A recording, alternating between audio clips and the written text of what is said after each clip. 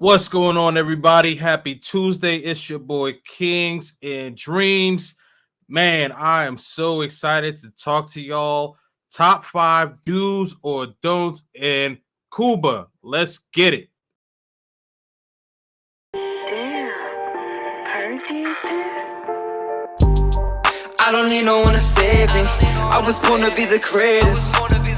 All that time in that basement, all that time isn't wasted. Rapping getting faded. I just wanna tell my mom that I made it. Just wanna be the topic of the conversation. Used to rock the gold plated. Now I'm wearing gold chains like I'm famous.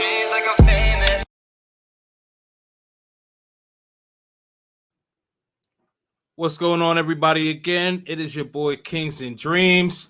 Man, you see the thumbnail, you see the title, top five things to do and not to do in Cuba.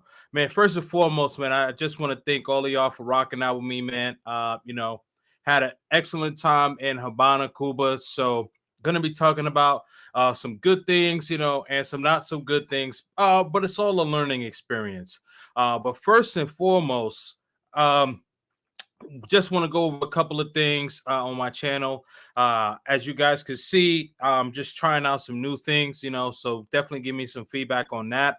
Also, I have started my members only. So, guys, if you want to sign up for a membership on my channel, it is only $4.99 a month, and you also get exclusive videos that will only be shown to members only, and you'll also get at least 2 to 3 members only live streams. So just made that active, so hopefully y'all check that out, because I rock with y'all and I hope that y'all rock with your boy, man. I definitely appreciate y'all, and I appreciate that y'all been rocking out with me, man. And I work very hard to put this content out for y'all, man. So I definitely appreciate y'all for watching and tuning in with your boy. And I salute all of y'all, man.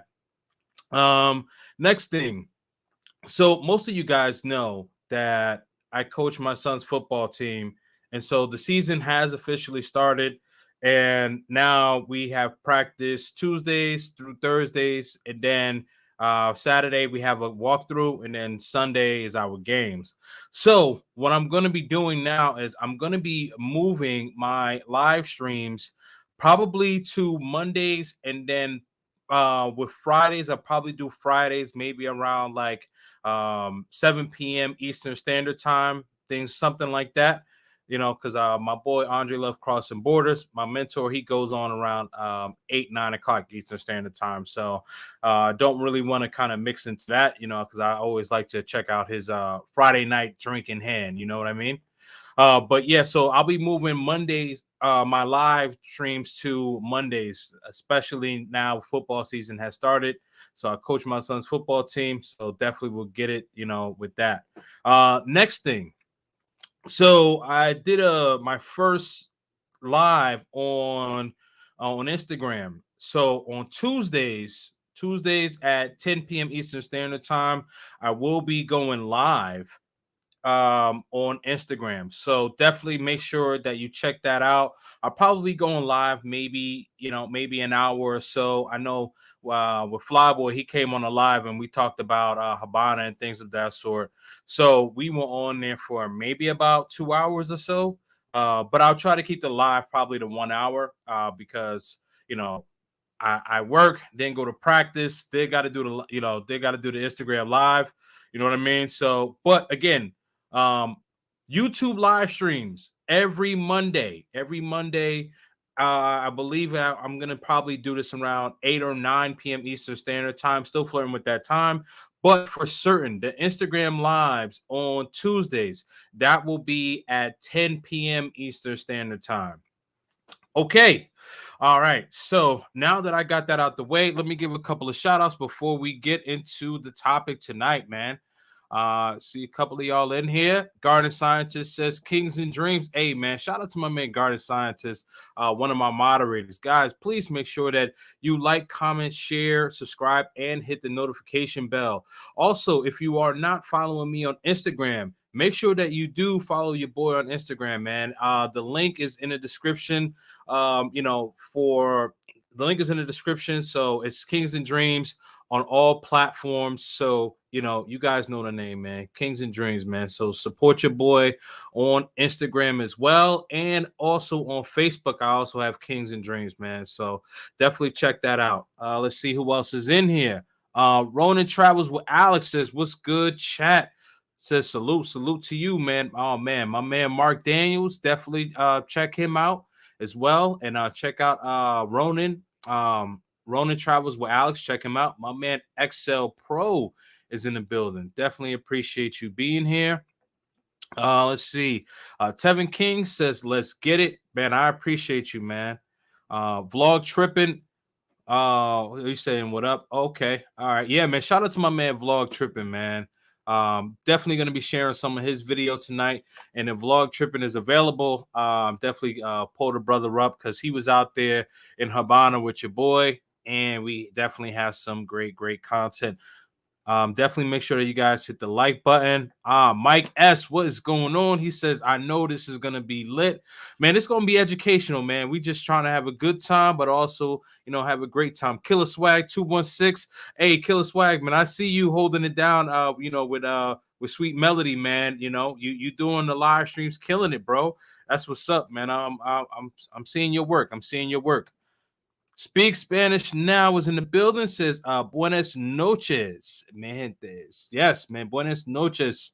Definitely check his channel out. Speak Spanish Now. If you guys want to learn Spanish, this dude is an excellent Spanish teacher, man. So check him out. Definitely salute. Prince O is in the building. I appreciate you for being here. All right. Where's Men's Lux Magazine? Kings in Love live stream. Let's get it. All right. He says, "Whenever you are ready." Absolutely, man. Absolutely. Yeah. So let me just talk to the people. Um, okay. So as you guys know, towards the last week of July, first week of August, I was out in Havana, Cuba. I was out there. If you guys look at my background, that's Solo Traveler ORD. He was one of the people that was out there. And so what this video, what you guys are seeing in my background, that's actually the recap that we all had. So, and we were all content creators, which is cool. So we had myself, we had Solo ORD, we had Black Man's Travels, we had Vlog Tripping, and we had my man Fearless, Fearless AD, my man Adrian. So we all had a great time out there. Definitely was a learning experience, and a couple of things before I get into, I guess I would call this more like the things that you should know what to do, right? So this won't necessarily make the top 5. This would be an honorable mention, so to speak.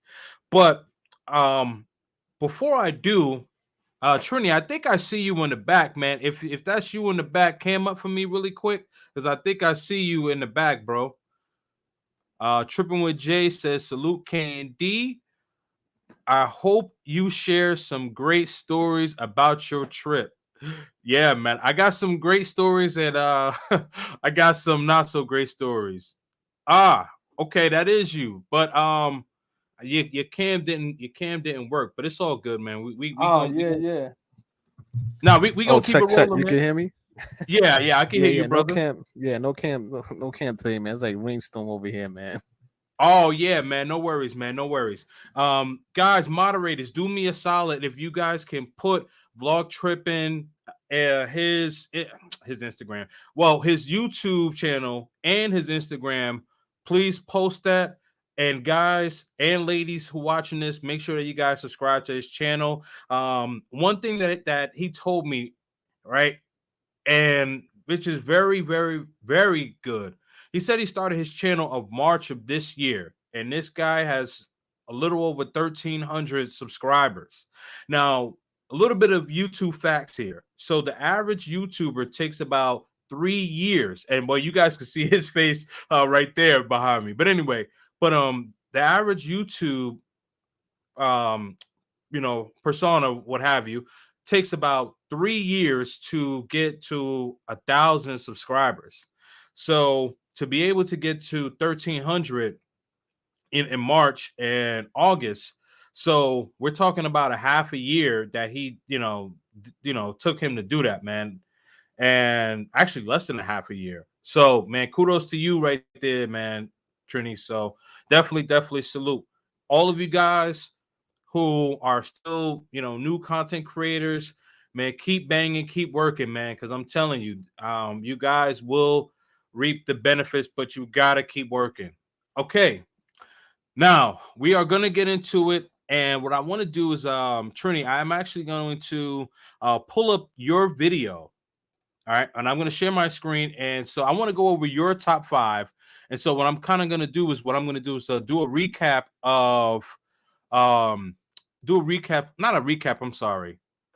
What's the word I'm looking for? Like where I want to give my own opinion. I'm tripping right now.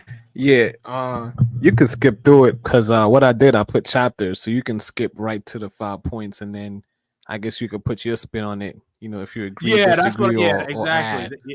add. Yeah, you got it. That's exactly what I want to do. So, okay, there we go. All right. So, all right, I got it pulled up. All right, I'm gonna share my screen. Everybody, put a one in the chat when you guys can see my screen. Put a one in the chat when you are able to see my screen, please.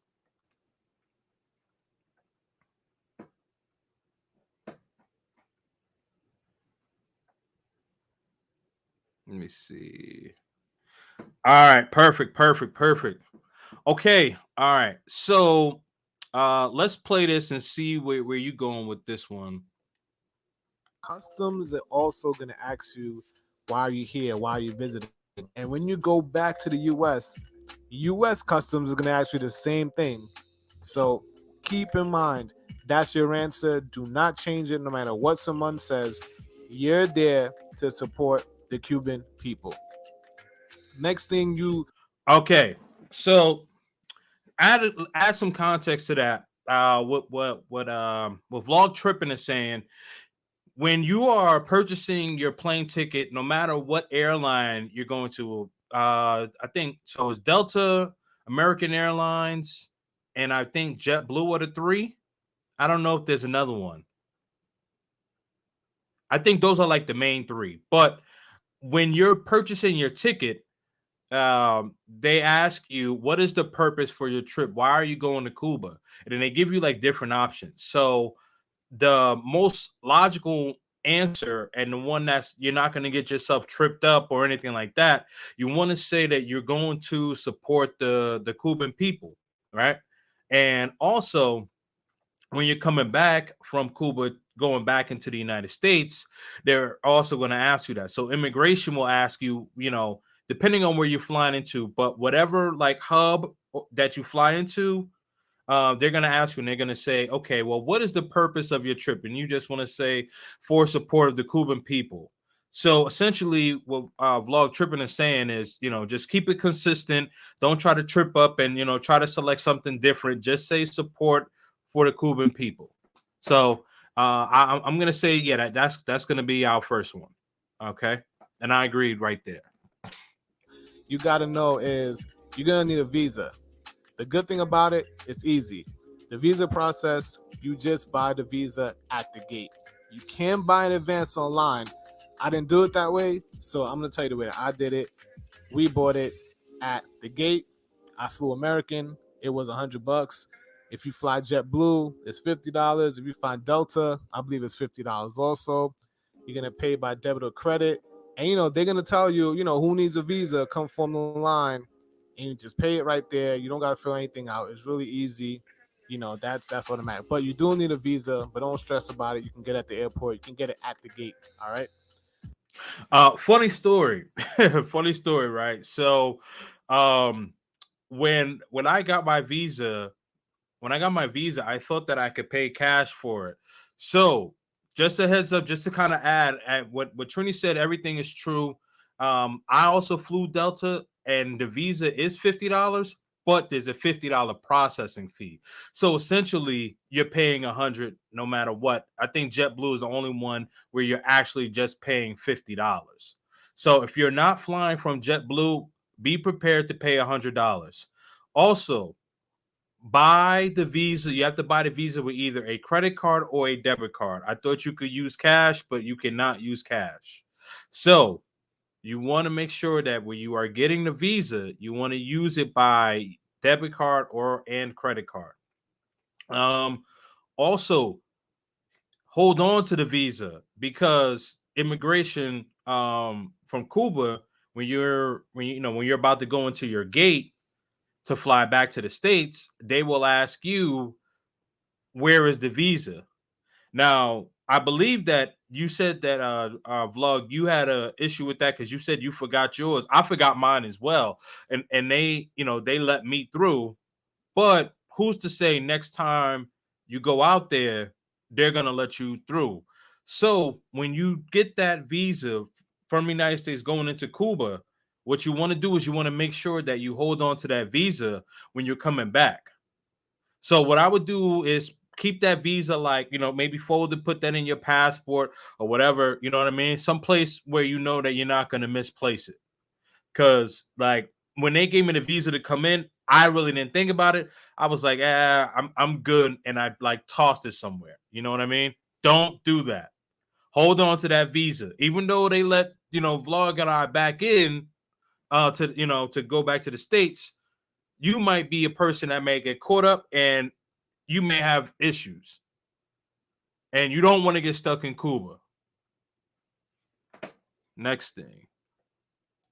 Another thing you need to know is Cuba is hot. And I'm sure you've been to a lot of hot climates, but Cuba is hot even at night. All right. That was strange to me. It's 1 a.m., we're walking from the club and it's 95 degrees and I'm sweating.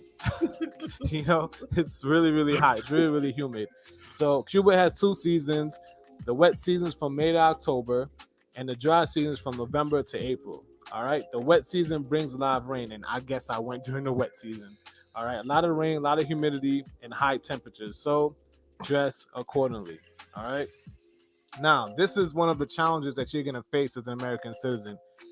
In Cuba, as an American, you don't have access to your banking. You don't have access. Wait, okay, so before, let me rewind that a little bit because I know he's about to talk about the money. Okay, so let's talk about the weather, right? Now, a lot of you guys who watch my content, you guys know that I'm a big Colombia guy, especially Medellin, the city of eternal spring, and I say don't wear shorts in Medellin. For Havana, you could throw that rule book out because you need to wear shorts. Like, as Vlog Tripper was saying, it's like 1, 2 a.m. and it's like 92 degrees. So you definitely could wear shorts. I would recommend, like, a shirt, polo, you know what I mean? You guys will see me like wearing like jerseys or whatever, you know what I mean? But like, long story short, wear comfortable clothing because it's hot, and not only is hot, but it's also humid. So that humidity will definitely get to you. So you definitely want to make sure that you have comfortable clothes. Okay. Now I know the next thing Trinity's about to get into is the money situation. So guys, make sure that you guys are paying attention to this because this one is really, really crucial. To me, I probably would have put this maybe at my number 2 or whatever. But anyway, long story short, this definitely makes my top 5 list. Okay, now go. In Cuba, as an American, you don't have access to your banking. You don't have access to your debit cards, your credit cards. You don't have access to your ATM. You don't even have access to receive money via Western Union. You're totally, completely cut off. So whatever cash you have on you, that is it. So you have to bring enough and safeguard what you bring. All right. And even if you have access, like if you're a non-American, and I met some Europeans there, they had access. If you're from Colombia, I believe, I think if you're from Brazil, some countries do have access to the ATM, but guess what? The ATMs consistently run out. You have these long, long, long lines to get your money out the ATM, and maybe like 1 p.m., people will start, sucking their teeth and being upset because the ATM is out of cash, and this is a daily occurrence. All right, so bring enough cash. All right, bring enough cash, protect your cash, safeguard your cash, get a fanny pack or whatever, but just keep in mind if you're American, you can't swipe. You got to manage your money. All right, on a daily basis, you have to manage your money. All right, yo. Yeah, absolutely. So you definitely want to make sure that you bring more than enough cash. All right. So it's to the point where you can't even check your bank account balance.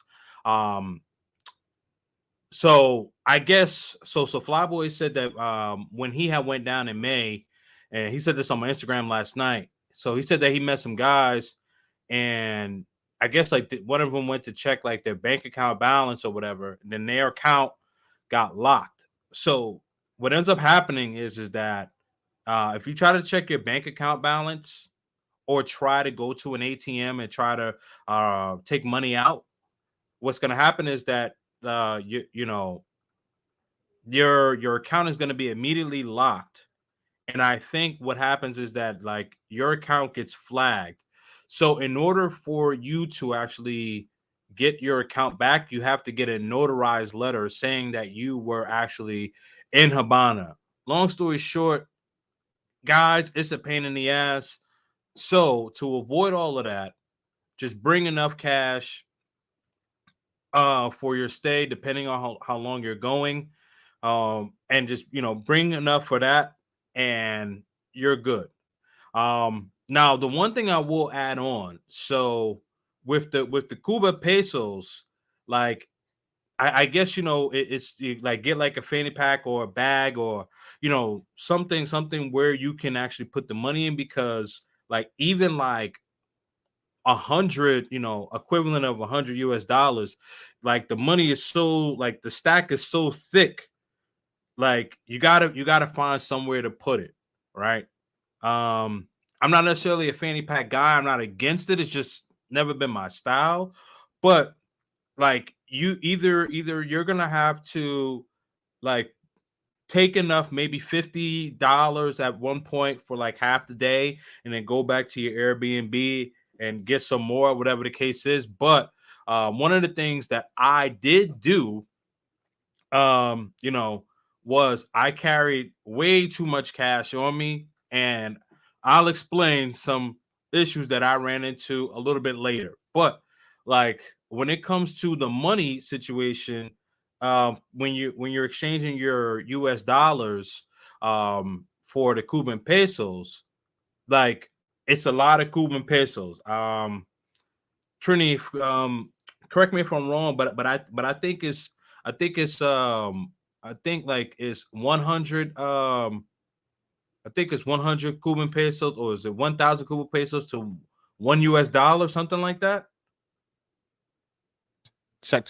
All right. So from what we went through, it's 160 bank rate, right? So I Okay, actually came well out it's with actually part two of 200 this. now. Yeah. Yeah, so I actually came out with part two of this video today.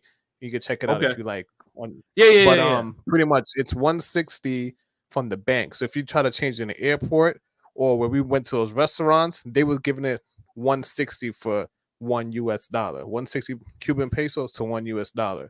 On the street, it's 180 to 210. You could haggle from 180 to 210. Airbnb lady was giving me 180. And I think we changed outside that club that we had that issue with. Yeah. We changed it for 200. And but the Cuban people, from what I can tell, they can get for 220 for $1. So anything above 180, you're good. 180, I would say aim for 200, aim for 210. Yeah, so my Airbnb host gave me 200 for US dollars. Also another thing, what I'll add on here, guys, like if you're able to get euros, I would bring euros as well, because your euros are actually going to be even more. So like if you're so like let's say Vlog Tripping just said you from 180 to 210 or whatever.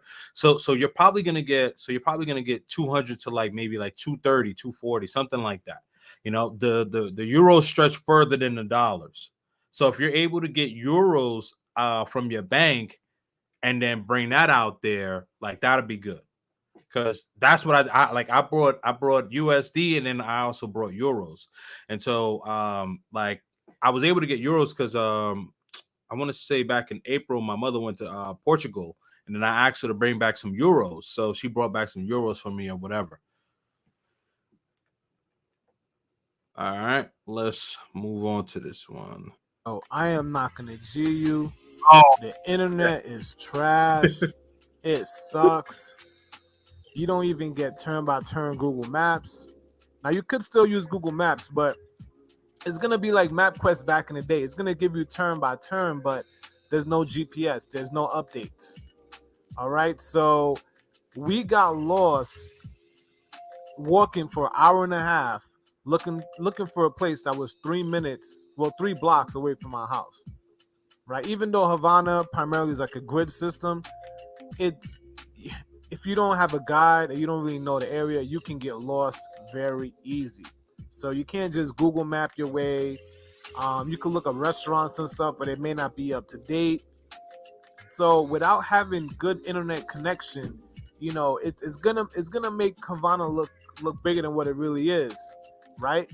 And then if you're a person like me, who likes to upload video and upload content, you're gonna eat through your bandwidth really quickly, and you can also basically get like your Airbnb host may have Wi-Fi, or they might state have Wi-Fi. What they don't tell you is it's a SIM card based Wi-Fi, so it's 3G, 4G speeds that you're getting, right? They don't really have, from what I saw, a wired internet solution, right? There's no coax cable, there's no fiber optics running through the walls. It's all SIM card based. All right. So if you're a person like me who, needs to be connected 24/7, you're gonna be disconnected, right? You're gonna be disconnected. You leave that Wi-Fi area, it's nothing. Most American cell carriers do not have roaming in Cuba. I think you could pay per usage for a T-Mobile, but there's no like how you go to other countries like in Europe and some places in South America. You can roam, right? From what I could tell, it's really, really expensive to turn your phone on, right? So it may not be practical to use, and your American, if they have service, your American-based cellular network, right? So yeah, so it's gonna be slow. It's not everywhere. You could get a local SIM card.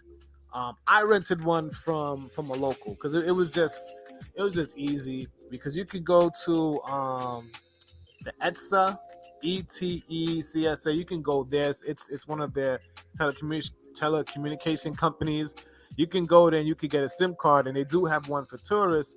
But to go through everything in Cuba, they're still using pen and paper for things. They want your passport. They want a lot of information. And remember, the Cuban government is still, looking into you, everything that you do. So sometimes it may not be worth the hassle to go through that. All right. And even when you get internet, your internet is limited, right? You're going to need a VPN to access most American-based websites. Okay, so do you want to risk that when you get there? No, you would have to pay for everything in advance. So if you have Airbnb experiences, your Airbnb itself, you're better off booking it before you get on the plane. Have it booked already. Take screenshots, because when you get off the plane and get in the airport, there's no free Wi-Fi in the airport. Right? So you're going to be totally disconnected. So you need to make sure you have screenshots. You booked everything in advance. You have things saved on your phone that could prove that you paid for something, or you need addresses that you have the address already loaded in, because you don't want to get there and there's going to be times that you're not going to have internet. You're going to be in a dead zone, right?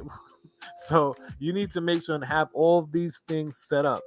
All right. If you have tours, like I also booked a tour for a photo shoot, and I made sure and got all the guys' information, get their Cuban number. WhatsApp works pretty good, right? So your WhatsApp is going to be fine, probably also monitored by the Cuban government, but WhatsApp, get their WhatsApp number, because that's what the locals primarily use, with their service. So you're going to have to make sure Get these things in advance. Do not count on Cuba's internet. It's nah. You know, you if you plan on taking Zoom calls and you trying to work in Cuba, nah, ain't happening. That's real risky business. You know. And our Airbnb gave us I think it was 8 gigs at a time to use the portable Wi-Fi, and we went through that 3 times. We probably paid $25 a day. We were there for 4 days. We All right. So yeah, well, with the internet, um, yeah, and I definitely agree. So for you iPhone users, like you're gonna have to get um what was the thing that you had vlog tripping? I forget what was it called? Like mobile hotspot. Thank you. Yeah, mobile hotspot. So yeah, you're gonna have to get a mobile hotspot for Android users. Like if you have a unlocked phone, then you'll be all right with a SIM card. But another thing, you want to make sure that you order that prior to arriving, because and then also like having the screenshots and things like that. Also, you want to make sure that you have the address of where you're going to. So, like for your Airbnb address, like make sure that you take a screenshot of that, because immigration. Now they were pulling people out at random. I happened to get pulled out of line, and they were asking me where I was going, what was the address, and thankfully, like um my Airbnb host was like one of the last people who I was messaging before my flight had taken off. So the address, so the address was right there. So I'm like, hey, listen, like this is the address, and so no problem, no problem. But you want to make sure that you do have a screenshot of the address. Also, you want to make sure that um if you have an iPhone, want to make sure that you have that mobile hotspot. And then also, yeah, there definitely will be dead zones and things like that. And even if your Airbnb does have internet, there will be some downtime. So now my Airbnb actually had internet, but when the internet was off, like the internet would, sometimes you get a glitch in the internet and the internet may be off for like 10, 15 minutes, maybe like, 45 to an hour at max. But like for me, my internet was down maybe like 2 to 3 hours, and it was really challenging trying to get in contact, whether it had been, vlog tripping, Black Man Travels, AD Fearless, whatever. Like, you know what I mean? Like it was a challenge. So we all knew that, and we really didn't trip. So we kind of, I guess, put in like impromptu plans of, okay, we're gonna meet at a certain time or whatever the case is. But um if you think that like the internet is just going to consistently run, no. So you want to definitely temper your expectations when it comes to that. So King, Oh, my fault. go Go ahead, ahead. bro. Now I just wanted to add a couple things. Yeah, go ahead. I was lucky that I sent Black Man Travels my Airbnb when I was in the airport. I sent them my Airbnb information because I was trying to get that right where immigration is, where Yeah, customs yeah, is, yeah. trying to get into Yep. Cuba. And Mm-hmm. luckily I did that. Another thing to keep in mind is that a lot of restaurants have Wi-Fi. So when we were paying the Airbnb hostess, we had to contact her for her to put money on the SIM card. So we'd Okay. have to duck in a restaurant or something, buy something, of course, use Yeah. their Wi-Fi to contact her to let her know that the Wi-Fi is finished, Yeah. right? Yeah. Yeah. And one more thing I wish I added to the list. Remember the young lady that we met from Europe? She Yes. had days where she didn't have any power. Yeah. So keep in mind that your power might go out and you might not have Wi-Fi Yeah. because it's a battery operated um portable Wi-Fi that you're using. So if you Right. can't charge it, then you can't get no Wi-Fi. All Right. right. Right. Right. Okay. Yeah, absolutely, man. Yeah, good stuff there. So yeah, you definitely got to be prepared for that. Where you may not have Wi-Fi, may cut out for hours at a time. Thankfully, I didn't run into any issues as far as with like electricity. I know that had to be rough. Like, cause guys, like it gets really like it gets really really hot. And one of the things that I was really happy about, my first Airbnb, actually even my second Airbnb, even though I didn't really stay there, but my first Airbnb had the air condition and like no issues there. Even though like the Wi-Fi would cut out, but at least I still had the AC. So like I could just only imagine like no internet and also no air condition. Man, like you, that'd be miserable. That would be so miserable, man. Seriously. I think we're pretty much finished with this video. Because you're just preparing like for the close on this one, right?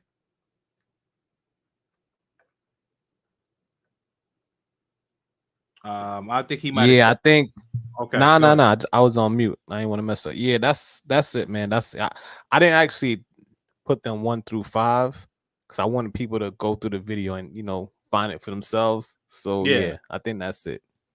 Okay. Okay. Cool. All right. So I'm gonna check out the second video and let's see because I haven't even seen it yet. Um, I like the thumbnail, the ones that like the one that you showed us in the chat, and I was like, okay, yeah, which one to go with. But I'm actually gonna watch this one for the very very first time. Before we do, let me check in with the chat because I do see some people popped up in here, man. Let's see where we are at.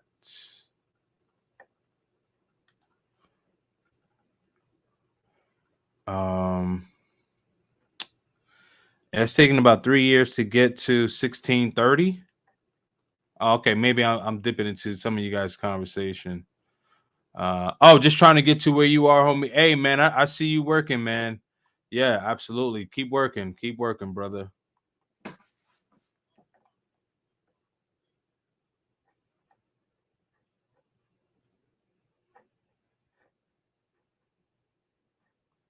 Hey, did you say something? Hold on. For some reason, I can't hear you. No, I was muted just now. What's up? Oh, okay. No, no, no. That's fine. That's fine.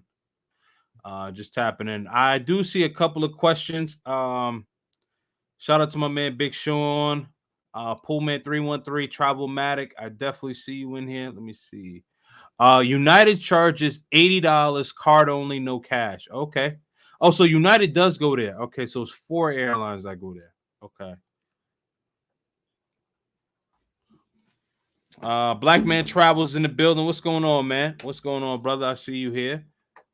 Italian Stallion. I have a bank account in the DR with an ATM card. You can use the card in Cuba. Yeah, you can use the card in Cuba, but also remember, there was another thing that Vlog Trip had mentioned with the ATM. So by like 1 p.m., if you haven't used it, like the ATMs run out of money. So that's one of the things that I'm going to talk about. Is the resources there? You got to make sure like when you're trying to get stuff, you got to do stuff like ASAP. But whether it be like trying to go out to a restaurant to get something that you really really like, or if you are able to use an ATM that's not um from the United States, you got to get there early. Let's see here. The exchange rate is different from Google, but the exchange I got was 220 pesos to the dollar. Yeah, it definitely fluctuates. So different people are going to give you different prices. Just a heads up on that. So like I know we got offers on the street. I think like the highest offers that we got were on the street, but I believe one of the reasons why is because the Cuban citizens are actually going to get more money than the United States citizens. So guys, just be just be aware there is a gringo tax, if you will, man. So just be aware of that. The restaurants seems like they're gonna get the lowest rate, and then the Airbnb, I guess, is the restaurants and the airport is the lowest. Then I guess the restaurant, then your Airbnb host, and then the highest would be, somebody or like a local on the street. Let's see. Aim for the 220, but you'll get 200. Okay. Yo, let me add to that because guys, Yeah, just be sure. careful, man, because you're looking at from for 20 pesos. You know what I mean? Like, you're going from 200 to 220 or from 210 to 10 pesos. Do you want to haggle, 10 pesos times what 100 or something? It may not be worth it.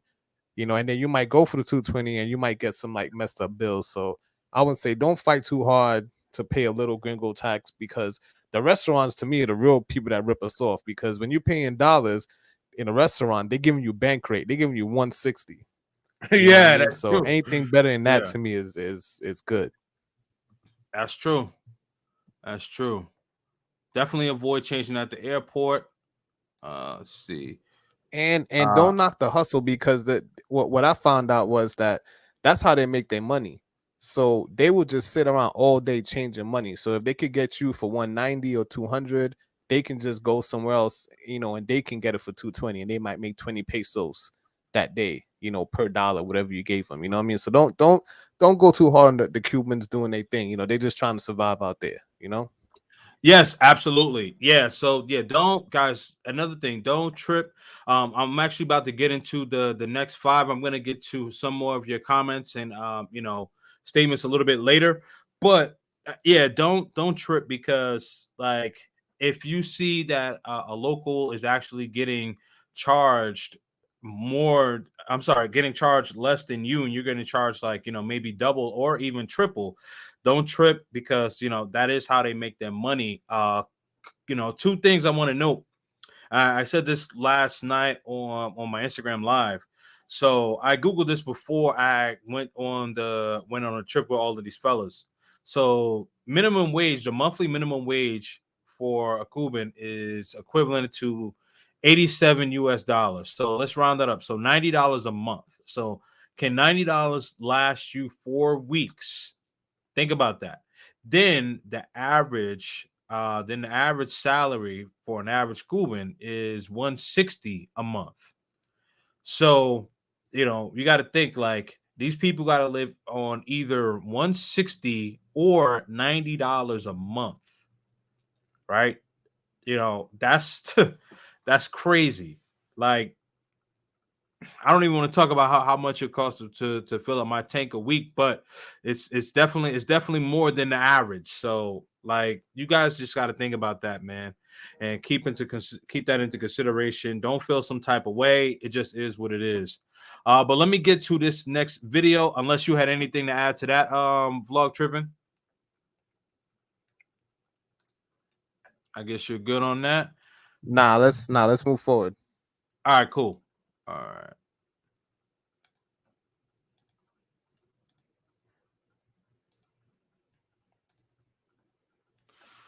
All right. So let me guys know when you can see my screen.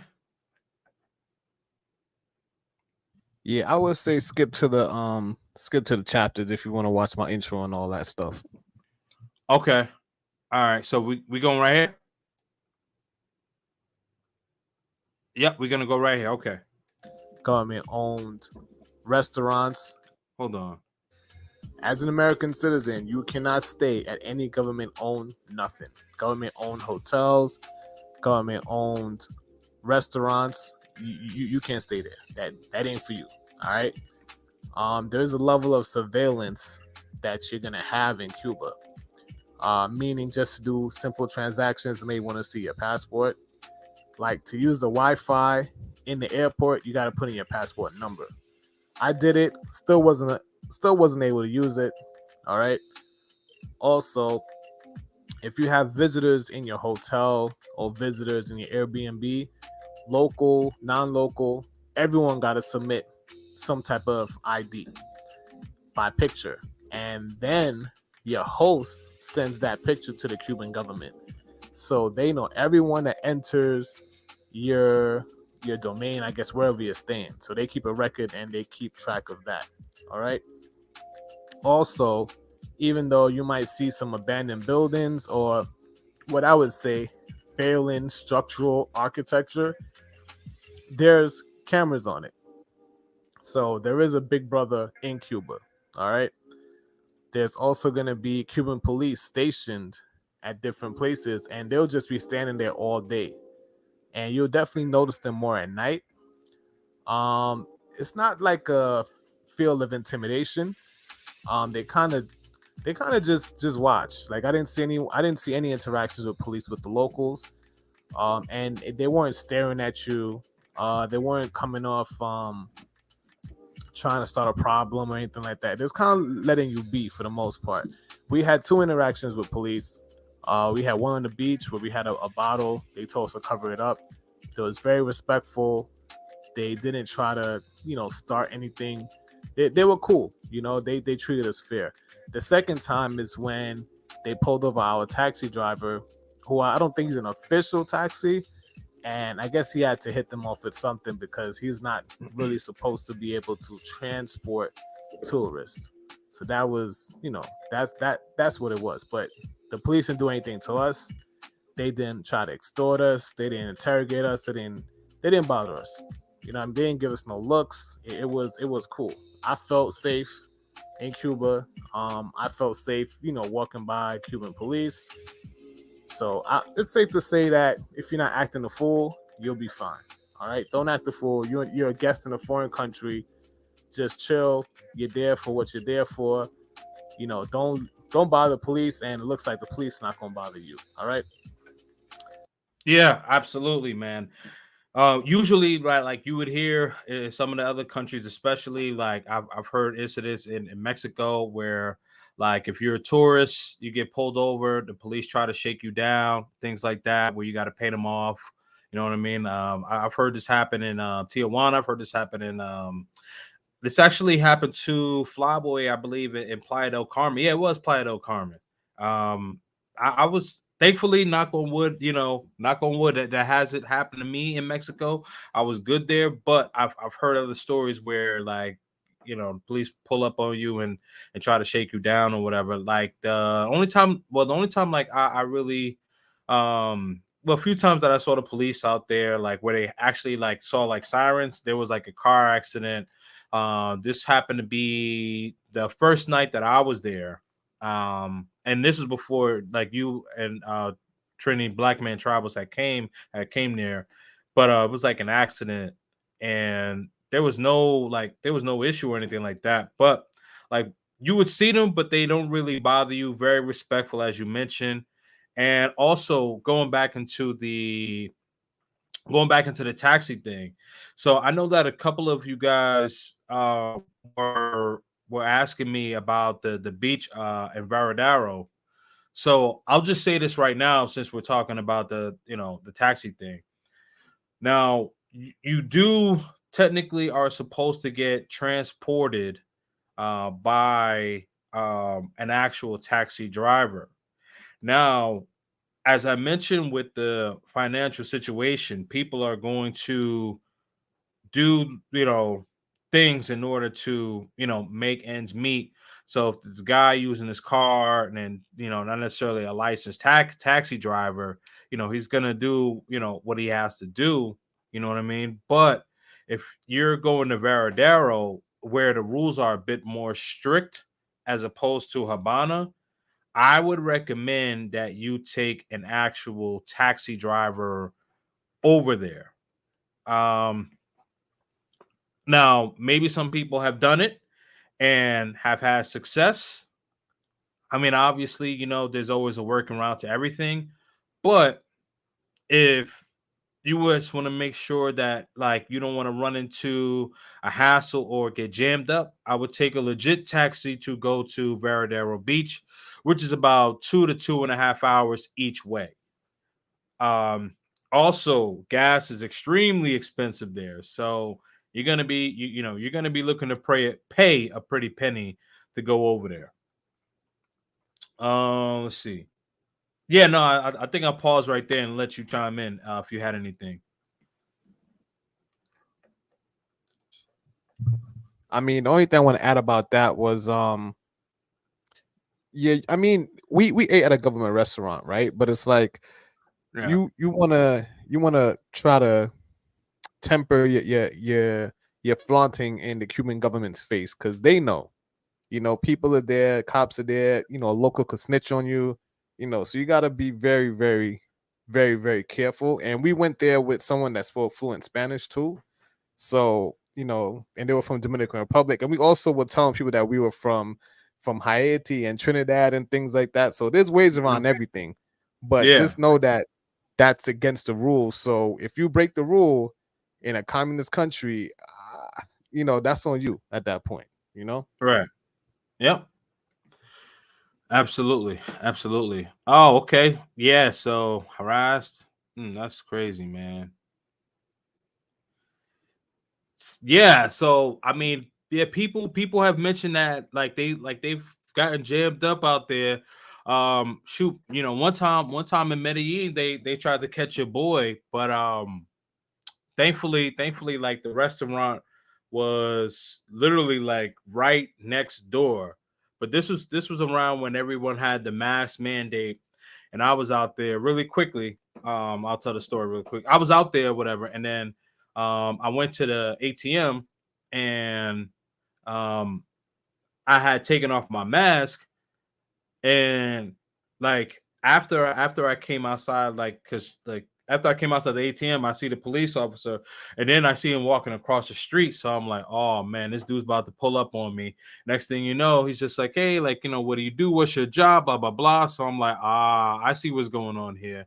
So he's really trying to, see how much he can shake me down for. But the restaurant manager was like, yeah, no, he's just getting money to to pay the bill, because he couldn't take, well, he said he couldn't take card at that time. I guess his machine wasn't working, so it was cash only. But yeah, I haven't heard of anybody getting shaken down in Cuba or anything like that, man. So from what I've heard, the police kind of mind their business and things like that. Let's see. I want to stay in a Hotel National, and in Havana. Yeah, that would be cool if we could stay there. Let's see. Let me continue. This one's gonna hurt. This one actually is part of the reasons why I left a little bit early on my trip. The food, for the most part, is terrible. It's horrible. It's unseasoned. There's rarely any seasonings in most of these places. Um, like people that have seasoning and spices, they put it out in front on the counter, like it's like a decoration to let you know, if you come here, look, we actually have hot sauce, we actually have adobo. Basically, besides salt and pepper, that's what most places have. And also, ice is a delicacy. Some places do not have ice, Mm-hmm. so you might not even get a cold drink. All right, or be able to add ice to your drink. Okay. The Cuban water, let me see if it's called Ciego Montero. I'm gonna try to put a picture up. Man, that water is disgusting. It tastes horrible. It really did. I couldn't drink it. I think one of our people that traveled with us said they were able to drink it by putting some lemon water in it. Listen, I had to seek out exported foreign water. It's called Berdani. I'm gonna try to put a picture up, and I think it's from somewhere in Europe, I believe. But that's the one that actually tastes very close to American water. I could actually drink it, right? Obviously, you don't want to drink out the faucet. Okay, so that's a no-no. All right. The meat, the beef, the chicken, the pork, sometimes is a little questionable. So sometimes I don't know what type of quality chicken and beef this is. It is what it is. I noticed also that they only have one type of fish called the imperial. Like we were there asking for salmon and asking for snapper, kingfish. I was like, no, we don't have that. We never will have that. I was like, oh, all right. Also, if you like to eat dinner late, well, not really late, but like around 6, 5 o'clock, you go to a restaurant, chances are their menu is really limited. If not, everything's finished. Usually there's no chicken, there's no beef, there's no pork. They might have some fish, they might have some lobster. It's limited. So the later you try to eat, the less likely they're gonna have what you want. So you kind of have to plan ahead of where you want to go to eat. All right. But overall, the food is not the greatest. It's cheap. Most of the places, the food is very cheap. But just keep in mind, you're not going to get those Instagram type pictures or these elaborate type of spreads. Nah, the food was still good though, but it just was it's a little bit less than what you used to. All right, don't be surprised. I did find one or two great restaurants. They're a little bit pricey, but they had the seasonings, they had the type of food, but it's still rare. All right, that pizza that they got is not pizza. All right, so. And also, there's also limited access to supermarkets. So it looks like, from what we saw, is some type of rationing thing going on. So there'll be like long lines at what looks like supermarkets, but there was none that we found that we can go to. That, let's say, we could buy, we had to buy bottles of, like, let's say, packs of water through our host, right? Like this, I didn't find where I could buy fruits. I didn't even see a supermarket, to be honest with you. Okay, so just keep in mind, you may not be able to go to the supermarket. You may not be able to go to drugstores. I didn't think I see any. So you got to bring a lot of stuff with you that you might want to use, because chances are you're not gonna be able to get it in Cuba. All right. Next thing is, Okay, so my thoughts on the food. So if you're a person that's like a foodie, then this country is not for you. Like if you're one of those people that like to go to different restaurants and try like different things and all that other stuff, like this is not for you. This is not a country for you. Like I would say for the most part, in full transparency, and this is no disrespect, like you definitely you definitely gotta like kind of pick and choose wisely, and really, like, if you're able to find something that's like edible, and yeah, if you're able to find something that's edible, then you're good. The pizza, I mean, well, Vlog and I, we're both New Yorkers, so maybe if you ask someone outside of New York, but like I know New Yorkers judge pizza harshly, so I know like the pizza was not, no. But if you hungry and there's not much to eat, whatever, like you got to eat it. You got to nourish yourself. Um, but as far as like if you're yeah, don't mess with the pizza. Yeah, I hear you. So if you are going out to eat, like around like 5, 6 o'clock, 7 o'clock, or whatever. Like I remember the first night, AD Fearless, and his wife Yanil, we went out to eat, and a good 70, 80% of that menu was not available. Like there was definitely no chicken there at all. And um I was able to get some fish. I forgot what the name of the fish was, but I was able to get some fish, and 80 Fearless was able to get, I think he got a lobster, and his wife had got a like a beef dish. It was okay. But the seasoning, like, yeah, guys, like you should probably I don't yeah, you should probably want to bring like your own condiments, man. Some sazon or whatever, you know what I mean? Like depending on whatever you like. Most places just have salt and black pepper. I'm trying to think what else was said there. Um Oh, I just realized ketchup also is a delicacy, man. Oh, yes, They yes, yes. Ketchup. Yes, ketchup. Yeah. So like ketchup, hot sauce, like condiments like that. Yeah. Yeah. So those are a delicacy, man. So just be careful, I mean, not careful, but just be mindful of that. Now with the water, I didn't personally like the water, but it was so hot, like I drank it because I needed to be hydrated. um and I needed, it because I was doing a lot of drinking, so I needed to rehydrate myself, you know what I mean. But I don't think I tried that other water, the one from Europe. But what I will say is that that water, the water that you had like shown the first one, the local water from Cuba, it was not. Yeah, like you could just tell like it was just like different. You know what I mean?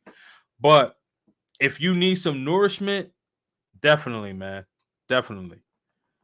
Information podcast. Oh, informative podcast. Yeah, thank you so much, brother. Appreciate it, man. Um, let me see. I'm trying to think what else. We talked about the water. Um, I mean, the only other thing I oh, could add was go ahead, go ahead. sorry. One thing I was just gonna say. So you did mention the supermarket. Now, I know I don't think you saw my Airbnb where I had it in Vedado, right across from the Maricon, but um, that was so like directly across the street from my Airbnb, there was a supermarket. But the thing is that if you are a United States citizen, you couldn't use that supermarket. That's the thing. So even though it was right across the street, I couldn't go in there because I was a United States citizen. So like they do have markets. I believe like they have like small like maybe farmer markets where like we could go into like with the locals. But if you're like looking for like supermarket, depending on where you guys live, you know what I mean, like a Hannaford, Food Lion, whatever, like those are not available to the United States citizens. Just a heads up on that one. Like if you have a US passport, you can't go in there. Yeah. So what I was trying to get across is that you couldn't stock your Airbnb. You know, sometimes you go in a Yeah, yeah, country yeah, and yeah, you yeah. you go to supermarket, like, yo, let's go get this, let's go get that. Let's I think we could Right, buy right, right. liquor. I think liquor we could have bought, but like you couldn't Yeah. I don't think we could have bought bread. I don't think we could have bought milk or cheese or things to cook. I didn't see Mhm. that available to us, you know? Well, there was so my Airbnb host said that like you could get like some things to cook, but the problem is that like in those markets you have to get there so early, and then there's like a long line because people are trying to get that for their homes, and they're gonna give that to the locals first. So like it's kind of like, yo, you could be waiting in line for like, maybe 2 or 3 hours, but all the locals are gonna go ahead of you, and you know what I mean. And then it's pretty much a dub. So do you want to waste like 3 hours waiting in the heat, or do you just want to just bring enough money to where you just eat whenever you want to? You know what I mean? That's just kind of like that. So excellent point, excellent reference, because like if you're trying to stock your fridge, like with milk, maybe some bread, you guys want to make some scrambled eggs in the morning or something like that, you're not able to do that. Or if you are, I mean, it's a challenge to do that. So it's kind of like, do you really want to, take that risk, or do you just want to, just say fuck it, and you know what I mean, and just hey, like, I'll eat when I can, you know what I mean, because the food is inexpensive, you know what I mean. So if you're gonna eat, like let's say 2-3 times a day, you know what I mean, you probably spending maybe about 30-40 bucks.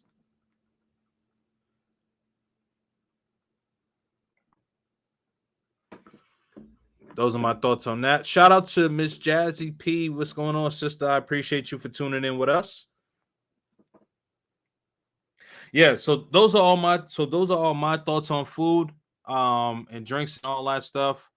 Oh, with the restaurants, they do have some good restaurants though. They do have some. I don't want to say, yeah, they do have some good restaurants, but like not necessarily like A1, but you'll find some good stuff. But as I mentioned, like if you're a foodie, like you like going trying different restaurants and stuff like that, and you're trying to like, compare food, like this is not the country for that. And hopefully I didn't offend all my Cuban people, but like I just gotta, keep it real. You know what I mean? I hopefully I didn't offend anybody. See. I'm from Texas. The pizza was not it. Hey man, uh we ate early. Gotcha. All right, let me go back into it. Let's continue. And I think I alluded to this earlier that because of limited Wi-Fi, you got to book your housing in advance. You could only stay in Casa Particulares. All right. So basically, that's like Airbnb or Verbo, and there are Casa Particulares websites you can look up. Basically, your prices to stay in Cuba probably be from $20 to $50 USD a night. All right.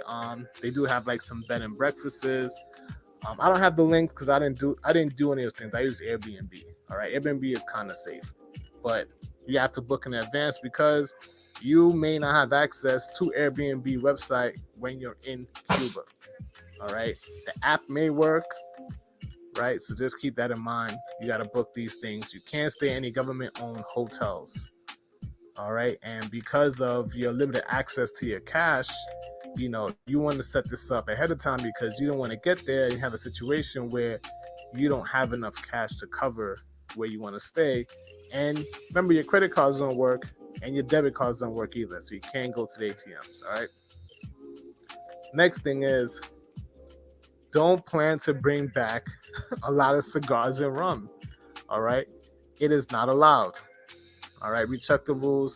You cannot bring them back. So when you get back on American soil and they ask you if you have these things and you declare them, they're going to take it from you. They're going to destroy it. All right. So in Cuba, they're going to try to sell you cigars. They're going to try to sell you rum and all these fly stuff. And chances are, even if you bought it from the duty free, they're going to, once you get to the US, they're going to, if they find it, they're going to take it. Now, of course, there's ways around anything.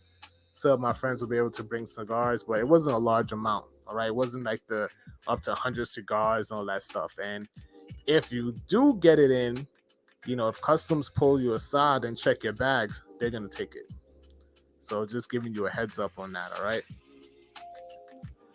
All right, guys. This is something that Yes, absolutely. So now here's where I want to add context because Flyboy Way, he said that when he went in 2018, he was able to bring back rum and he was able to bring back I think he brought back like a box of like 25 30 Cuban cigars.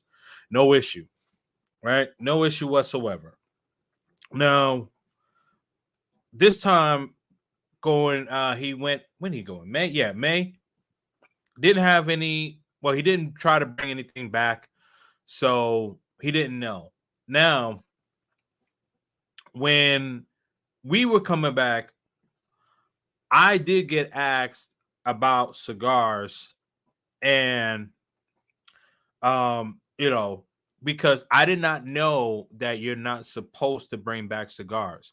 So they did pull me over and ask me about cigars. Now, here's the thing. I'm going to tell people, I'm not going to necessarily say like don't do it, but that would be on my list of do nots.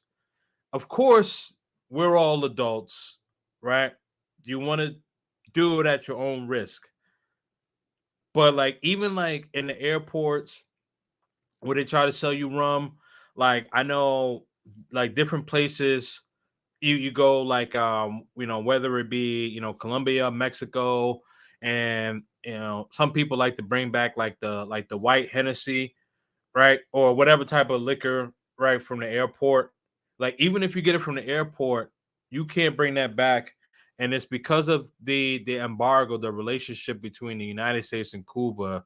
It's like it's like a it's like a marriage, like you know what I mean, or like a separation. It's like you civil, but it's not on the up and up. You know what I mean? So like if you do bring stuff like that back, it's looking like you're supporting their government.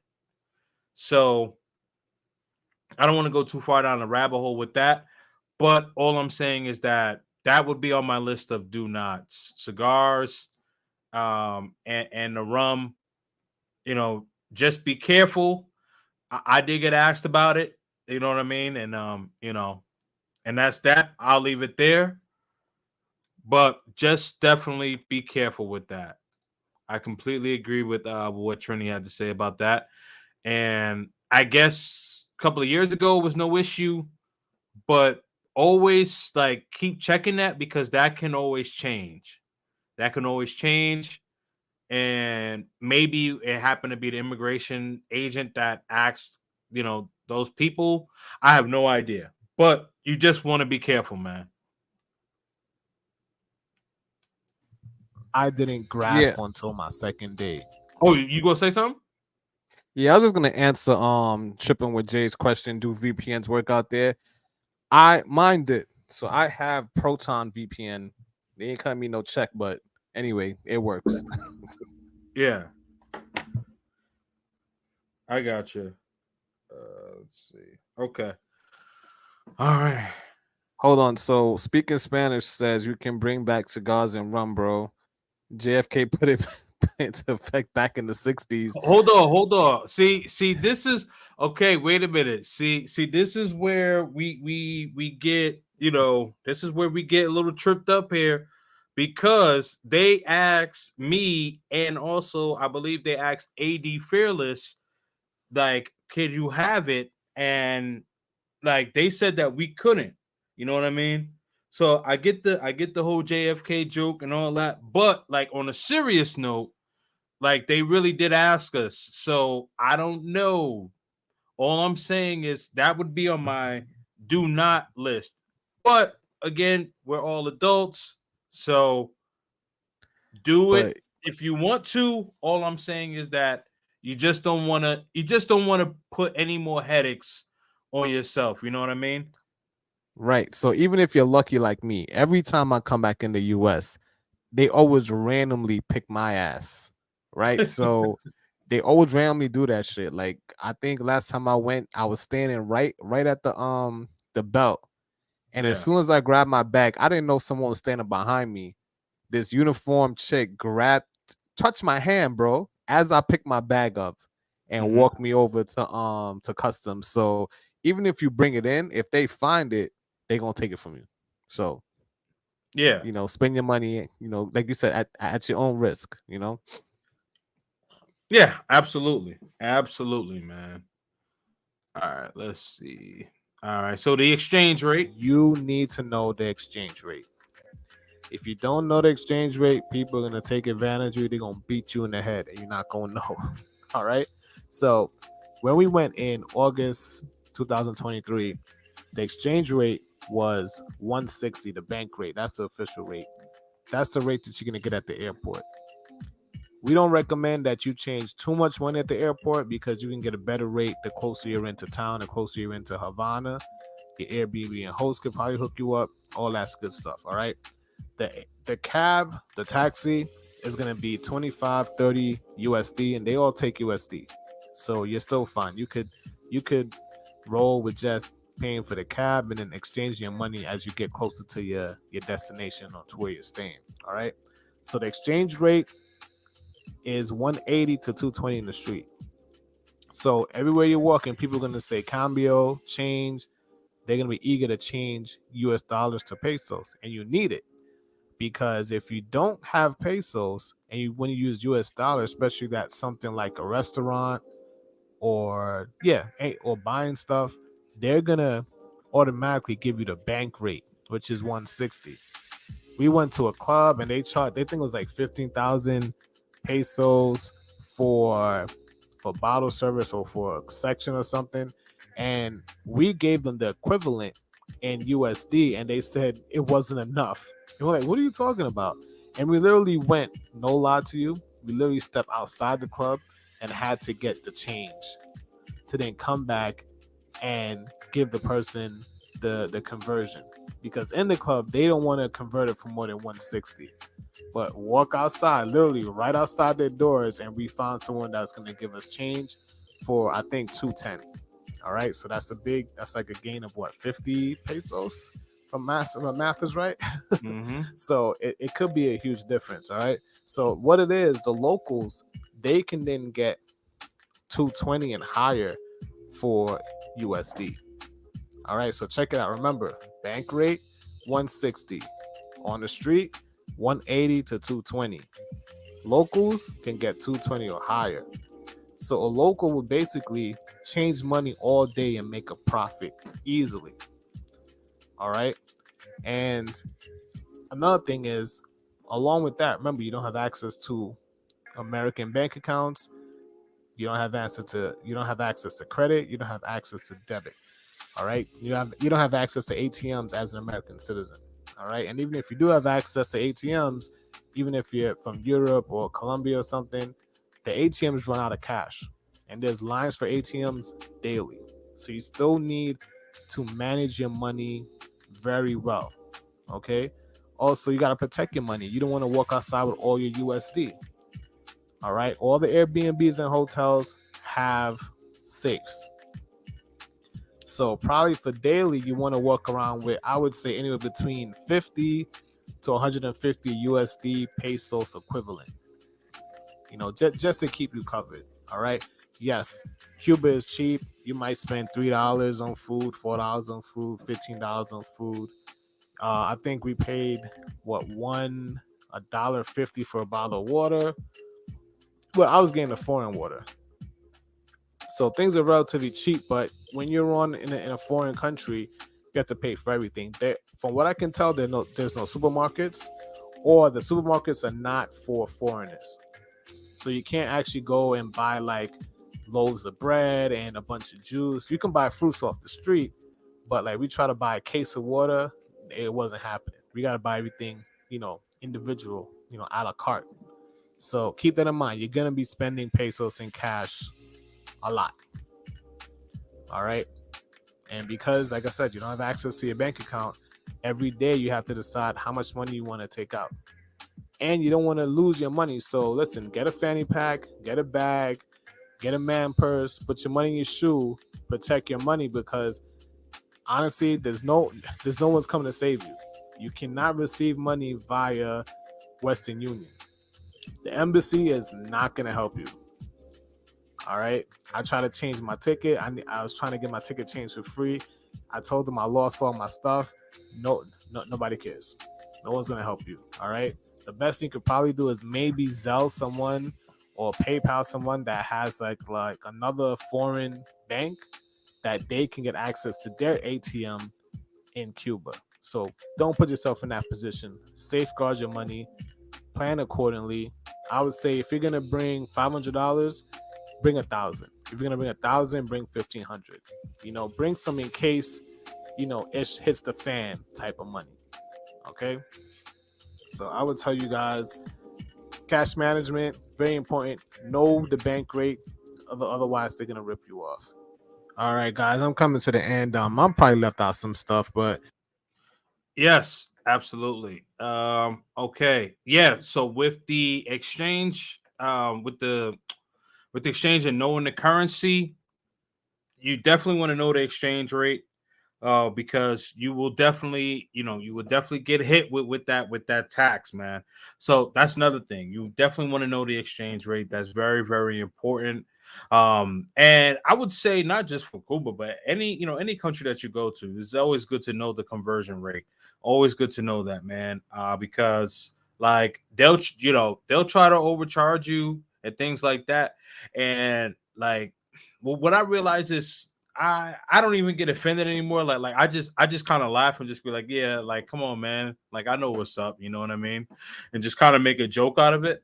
But like they trying to eat, and sometimes people, some people can be too greedy, but like I get it. They trying to survive, man. Also with the whole money thing. So, guys, here we go. Okay. You definitely want to make sure that if you don't, like, if you have, let's say like you're bringing, you're staying out there for, let's say maybe, 4 or 5 days or whatever, you want to have about, want to have a limit of about, about 500. That's the limit. That's your limit that you want to spend. So even though you're not going to, or you don't plan on spending over that limit, you should have 1,000 on you just in case, because You never know when things hit the fan. Now, here is one of my do nots or do's or do nots. The do is make sure that you do actually bring more than enough. So if you're going for, let's say, 5 days, I would say like 500 is good for 5 days, maybe even six, 5 or 6 days or whatever the case is, right? So 75 to 100 a day, if we, doing the math, give or take, USD, I'm talking about. So, like, then you want to make sure that you have 1,000. If you have 1,000, 1,500, things of that sort. Here is the don'ts. Don't ever, ever, ever, ever, ever go outside of your Airbnb with all of your cash. Now, this is something that your boy did. I got to hold my feet to the fire because I'm thinking, hey, you know what? Like, I'm gonna go out. So, like, what was my I forget, I can't even explain what my reasoning was for it.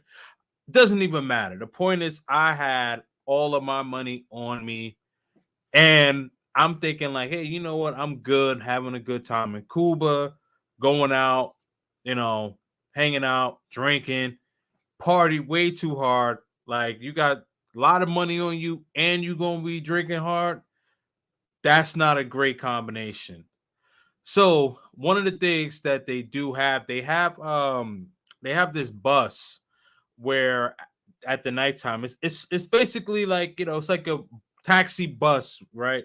And so it goes to different bars and nightclubs, picks a bunch of people up, and they drop you off at your Airbnb. It's really cool. You know what I mean? It's really, really cool. So you take a taxi to go to a club, but then when you come back, you take that bus. Now, um, I had these shorts like that had like the pockets like on the side. And so for me, not paying attention, I realized that I lost pretty much all of my money with my pocket. I didn't close my pocket properly.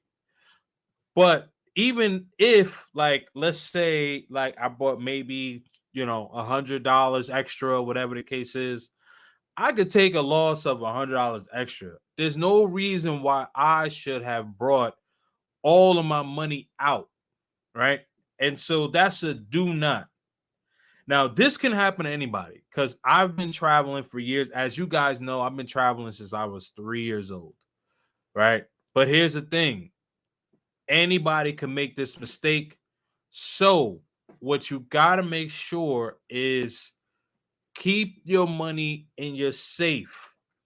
Even if you going out with some of your other people, like, hey, you know what? I only bought X amount or whatever. When I get, when we get back, I'll pay you later. Okay, cool. I wasn't thinking like that. That's how I should have been thinking, but I wasn't thinking like that.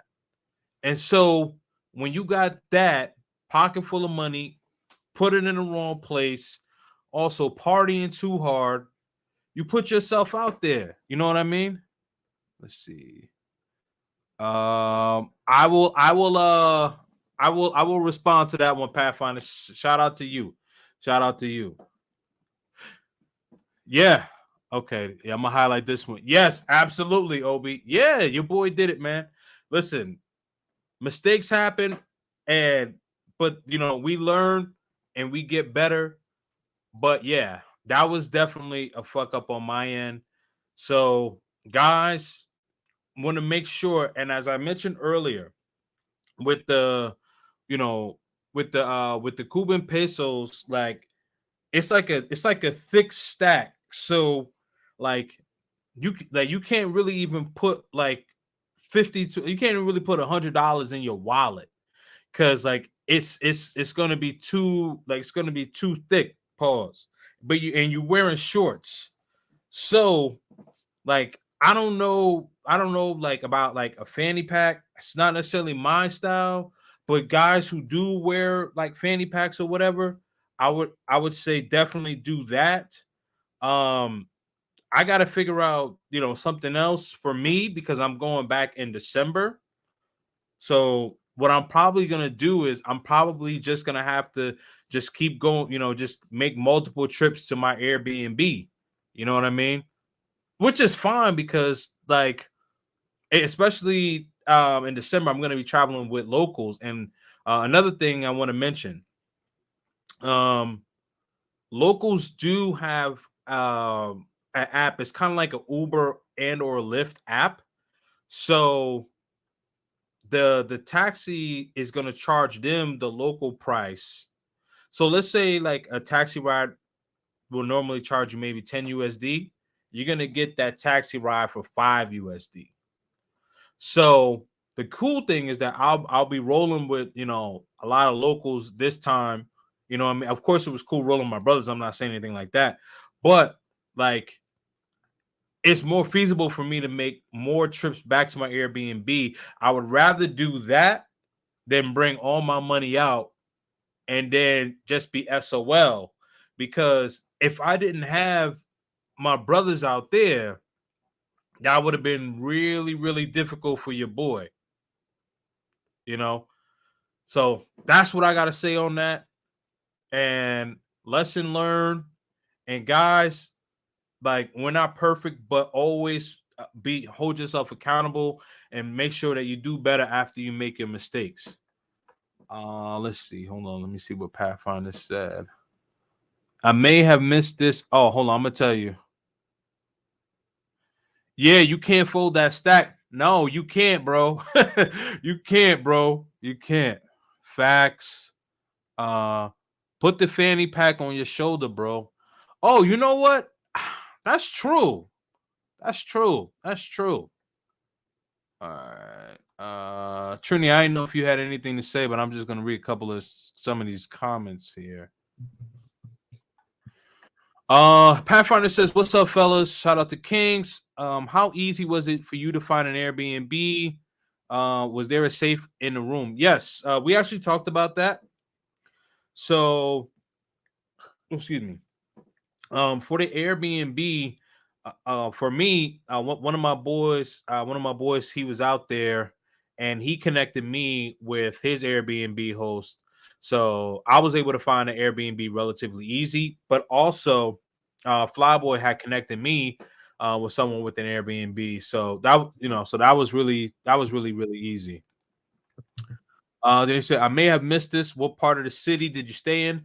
So for the first 3 days, I stayed in Vedado. And then the last 3 days I stayed in Old Havana. So those are like the two main areas where you're gonna stay in. So like if I'm gonna compare the two, and I know a couple of you guys may have like questions about ladies and nightlife. So I guess this will kind of like lead into that. But if you're looking for more of like the affordable, restaurants and things of that sort, I would go to Old Habana. Old Habana has some affordable restaurants and stuff like that. And then like around like the nightclubs or whatever, that's more like in the Vedado area. Um but both areas, I would say both areas have their, have their good things, you know what I mean? But like what I did notice is walking around like Old Habana, you really see like you really see a lot more locals than Vedado. Vedado seems to kind of be more of a bit of a upscale-ish, if you will, and then Old Habana, you interact more with the locals. But I like there's this Malecon. It's like this strip that kind of like separates like the two areas, and um, both areas are within like 10 minutes of each other. You know what I mean? And technically, you can walk. It's like about an hour walk to get to each location, but so those are the areas that I stayed in.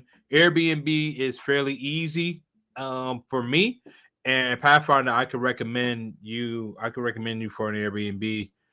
as well.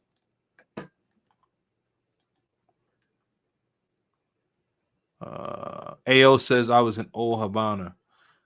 All right. I'll go ahead, Trini. It sounded like you wanted to say something, bro. Uh, yeah. I mean, as far as finding the Airbnb, you can book them here from the states pretty easy, or you could look up something called Particularis, and even the Particularis are a lot cheaper. But I think you kind of want to rely on the reviews of other foreigners on the Airbnb. So the ones that we picked, the reviews were all hitting. They were all 5.0, and our host was great. We had good AC. We had really modern appliances, really modern features. Bed was great. Bathroom was up to date. All of our rooms had safes in it. So, Hmm. even though the rest of the building was looking kind of rough, almost freaking abandoned almost, but our Yeah. floor was lit. So just Yeah. keep No. keep that Yeah. in That's mind. true.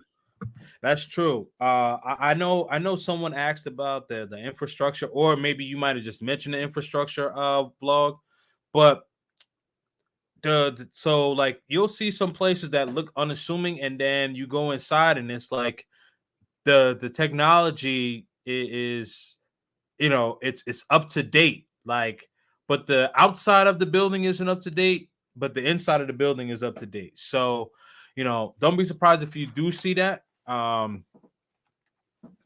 That's something I've noticed that in quite a few places. I mean, not only that, it looks like it should be marked for freaking what do you call it, demolishment. Yeah, Some of the demolishment. Yeah. buildings, yes, some of the buildings like the roofs is jacked up. It's literally crumbling, but you don't want Yeah. to judge a book by its cover because you might go inside and it's they hooked it up. All right. And Right. like we had like yeah, we had like loose bricks in, in front of Yeah. our Right. in front of our Airbnb, but inside was Yeah. dope. So,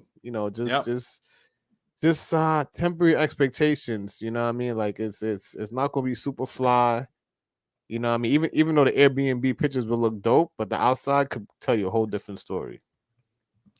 Yeah, I mean so the building, like the building of my first Airbnb in Vidado, like the outside looked okay, but like the Airbnb inside the Airbnb itself looked good.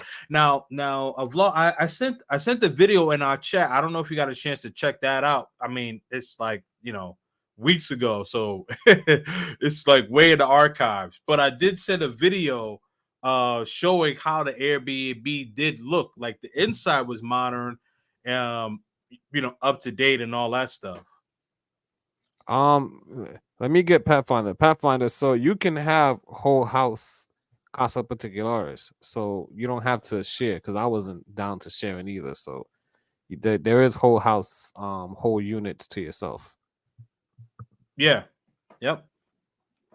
Yeah. You definitely get privacy. I know what you're like, getting at. You get privacy. Outside is a trap house, inside is fly as fuck. Yeah. Yo, you're correct, bro. You are correct. That's You are true. correct. That's true. That's true. That's so true. Like the outside, you like, hold up, man. Like, cause like it's like, especially us, like, being from the inner city or whatever, like you see a building, you like, yo, like, I don't even know if I want to walk there. Like, you remember like the pink houses in Brooklyn? Like, yo, nah, man. It's just it's just crazy. So but the Yeah, outside but is the really only thing that looks yeah, my bad. Go ahead. The only thing no. that I was looks just no, menacing no. I is was the I was just gonna buildings. crack a joke. Now you go. Go ahead. Yeah, the only thing that looks bad is the buildings, not the people, like not the Yes, area, yes, not yes, the yes, the, the yes. vibe is still good. You know what I mean? Like you do feel safe, but he's just like, oh wow, this building is abandoned. This one is cool. This one is half built. This one didn't finish get built. This one definitely crumbled and they just left it like that. Like, you're just gonna see some things that you won't Hmm. see in the US that might mess you up in the head. Like how does who does the city planning? Like that's how it looks. Right. Yes. Absolutely. No. That's a perfect example. Um. yeah, the like this is the one thing that I gotta say. The people of Cuba are very friendly. They're very they're very eager to help you out. They love to talk about their culture. They are proud people, and so this strip, like the Malecon, goes from one side of town all the way to the other, and like people like walking up and down the strip, right? And so I remember the first night I was there. The first night I was there, it's really cool because you see people just hanging out, like listening to music or on the step or whatever. Like you don't really see a bunch of people, like when you see people like nowadays or whatever, you see people walking around, they're either on Instagram, got the selfie stick, what I mean? But like these people were actually like kind of listening to music, hanging out, interacting. Now mind you, I guess they just got like their like cell phones. Flyboy was saying, and I guess in like 2016, 2017. So, you know, um, and internet. And that's probably one of the reasons why the internet is still like slow. So, like, things are not up to date.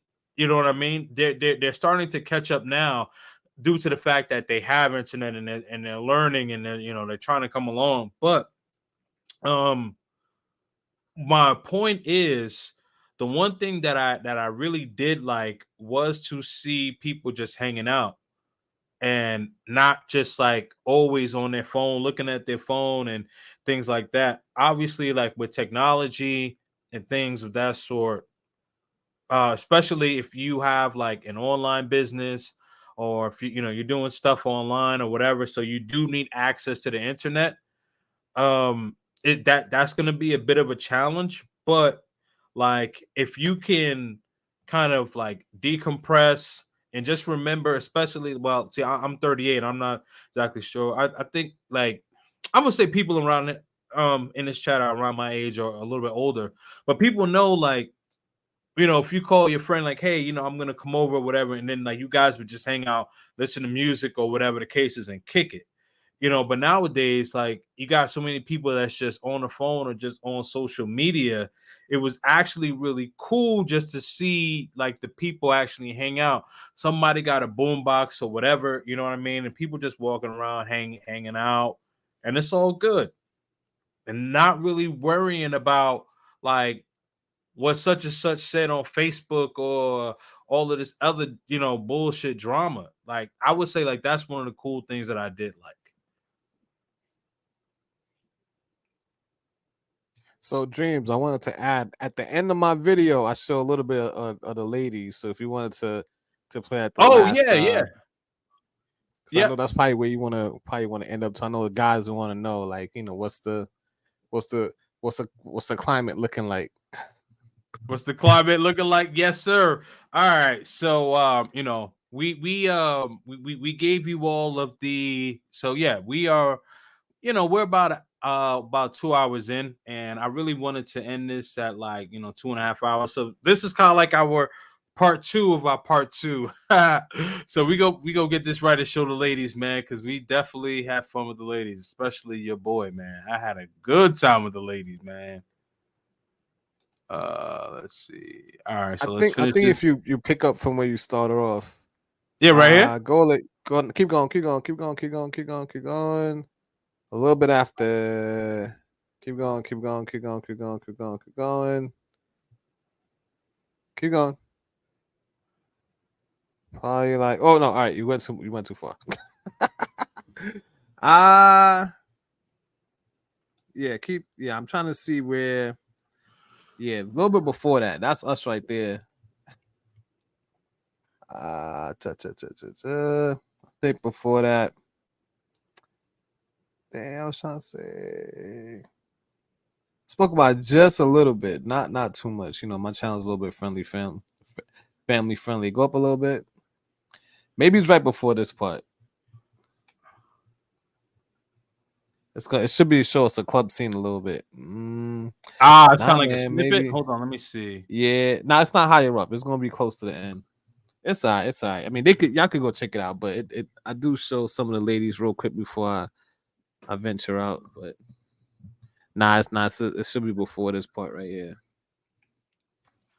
Yeah, that's the end right there. So All right, hold on. I do got I got another. Hold on, let me see. Let me go to Black Man's Travels. Okay, so yeah, so this is so we're gonna show you one of the clubs that we went to.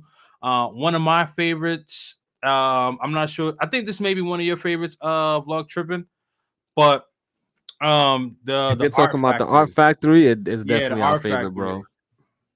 You said you not? I say it's definitely our favorite, the Art Factory for sure. Oh yeah. The Art Factory. Yeah, so I'm about to share this. It's my screen is sharing. Okay. All right. So take a look. So I got this on mute because I don't want to get a copyright. But you got all you guys got to do is just see, just keep watching. So this is the Cuban Art Factory right here. So you guys are gonna see some beautiful ladies walking around.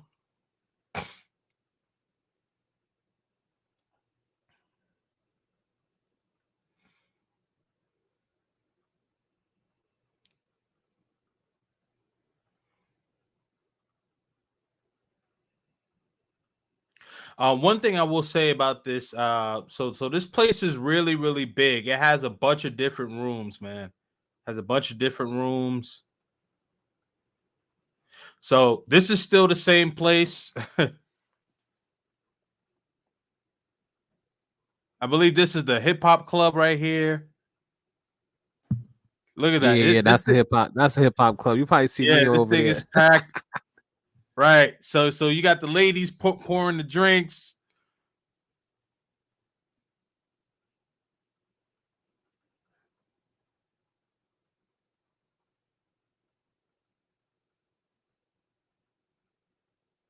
Guys, so we definitely having a good time here. So this is our boy AD Fearless. AD. I don't know Yeah, who that man. is. The Cuban Art Factory is a must. Yeah, Almost. Cuban Art Factory. Yeah. Yeah, we getting turned up in here, man. Yeah, we should have went there another night, man. We could have skipped one of the other clubs and just go right back to the spot. Yeah, well, old girl, the model, she sent, well, the message came in once I got my phone, but she wanted to go that Saturday. I'm like, that's where I should have went. Yo, check Look out your at your boy. boy. Look at your boy.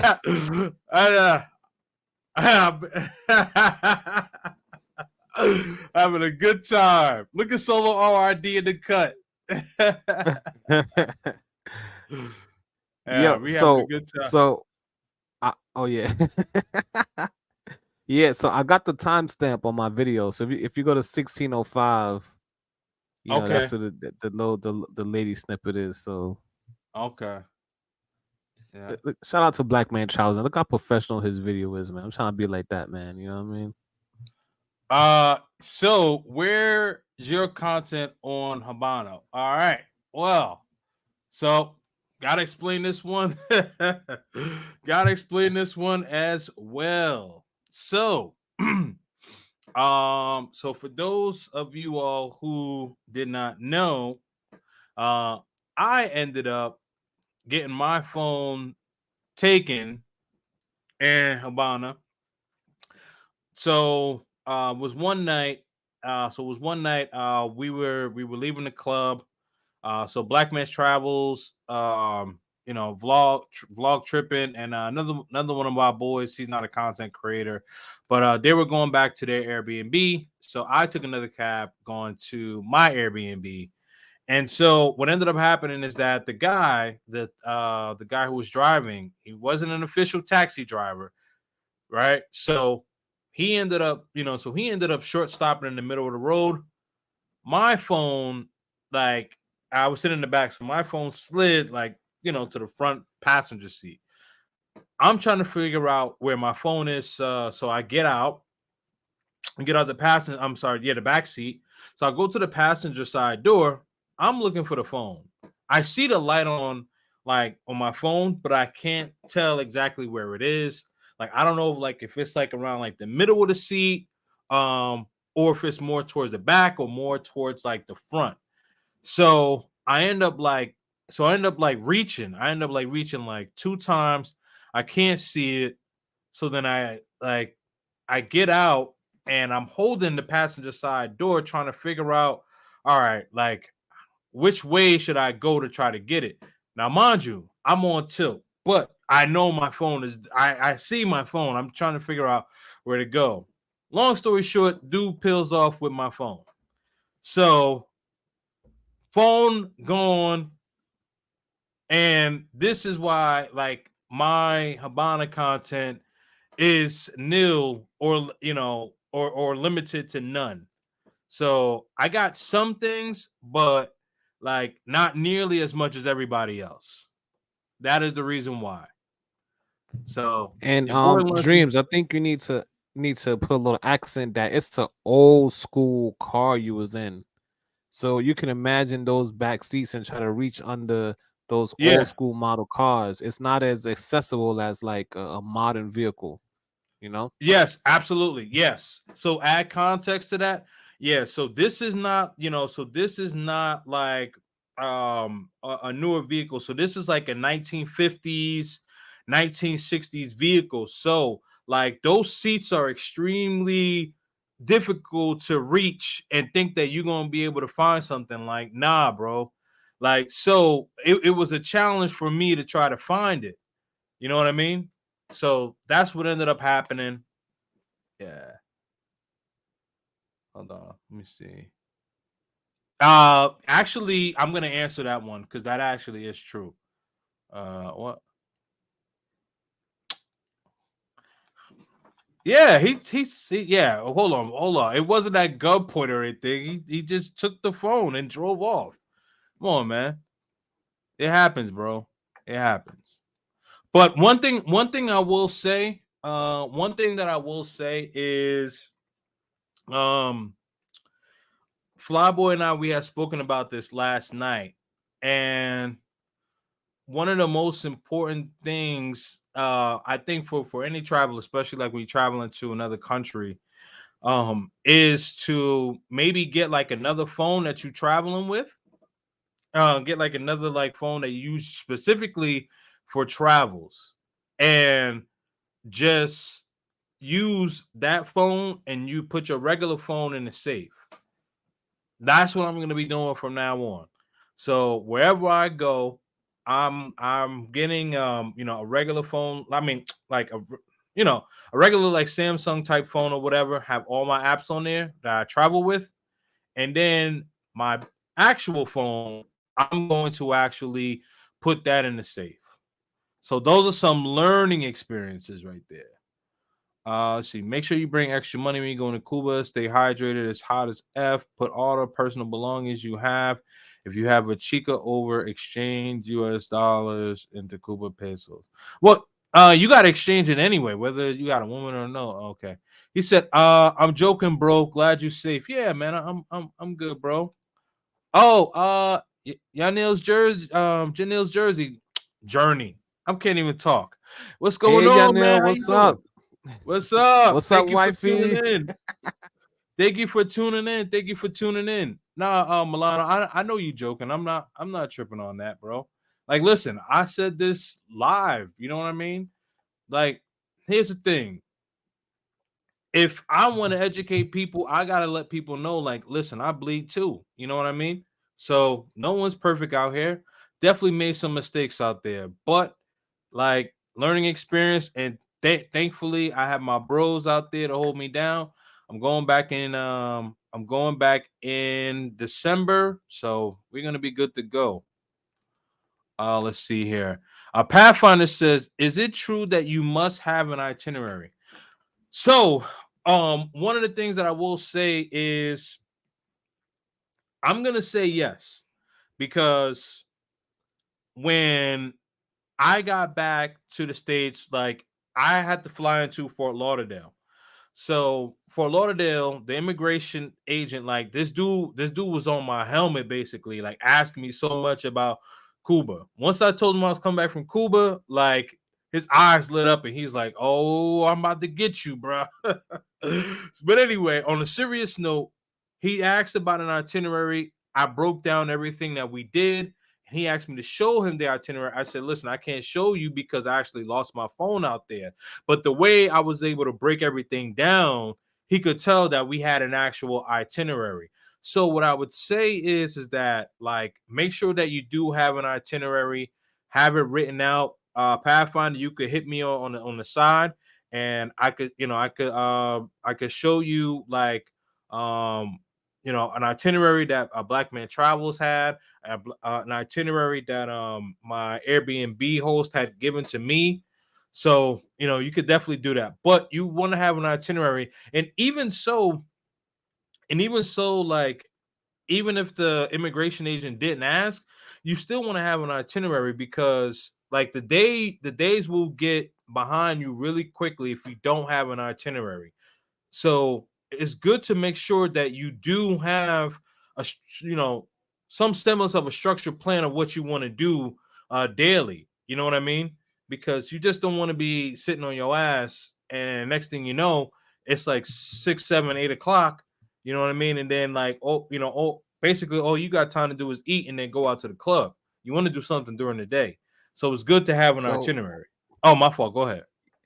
nah, that's cool. Let me just add to that.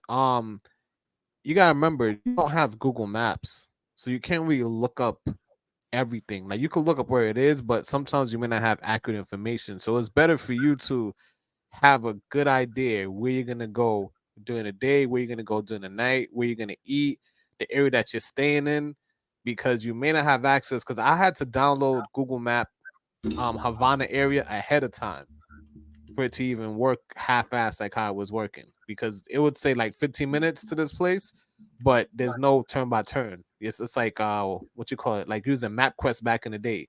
You had to Yeah, make yeah. sure the guy turned left when he's supposed to turn left and turn right where he's supposed to turn right. And sometimes the cab drivers don't know how to get there, or they pretend they don't know how to get there. So you got to be on your grizzly too, and just keep an eye out what's going on. You can't just blindly trust people in Cuba, even though most of them are friendly. You still got to be on your p's and q's a little bit. So if you don't have a good itinerary, or you don't have a good sketch of what you're doing, you could waste a lot of time. People might take advantage of you, or you might just be like us, where you was walking around for like an hour and a half to a place that was like 3 blocks away from the house. So all Yeah, that's oh, important. yes.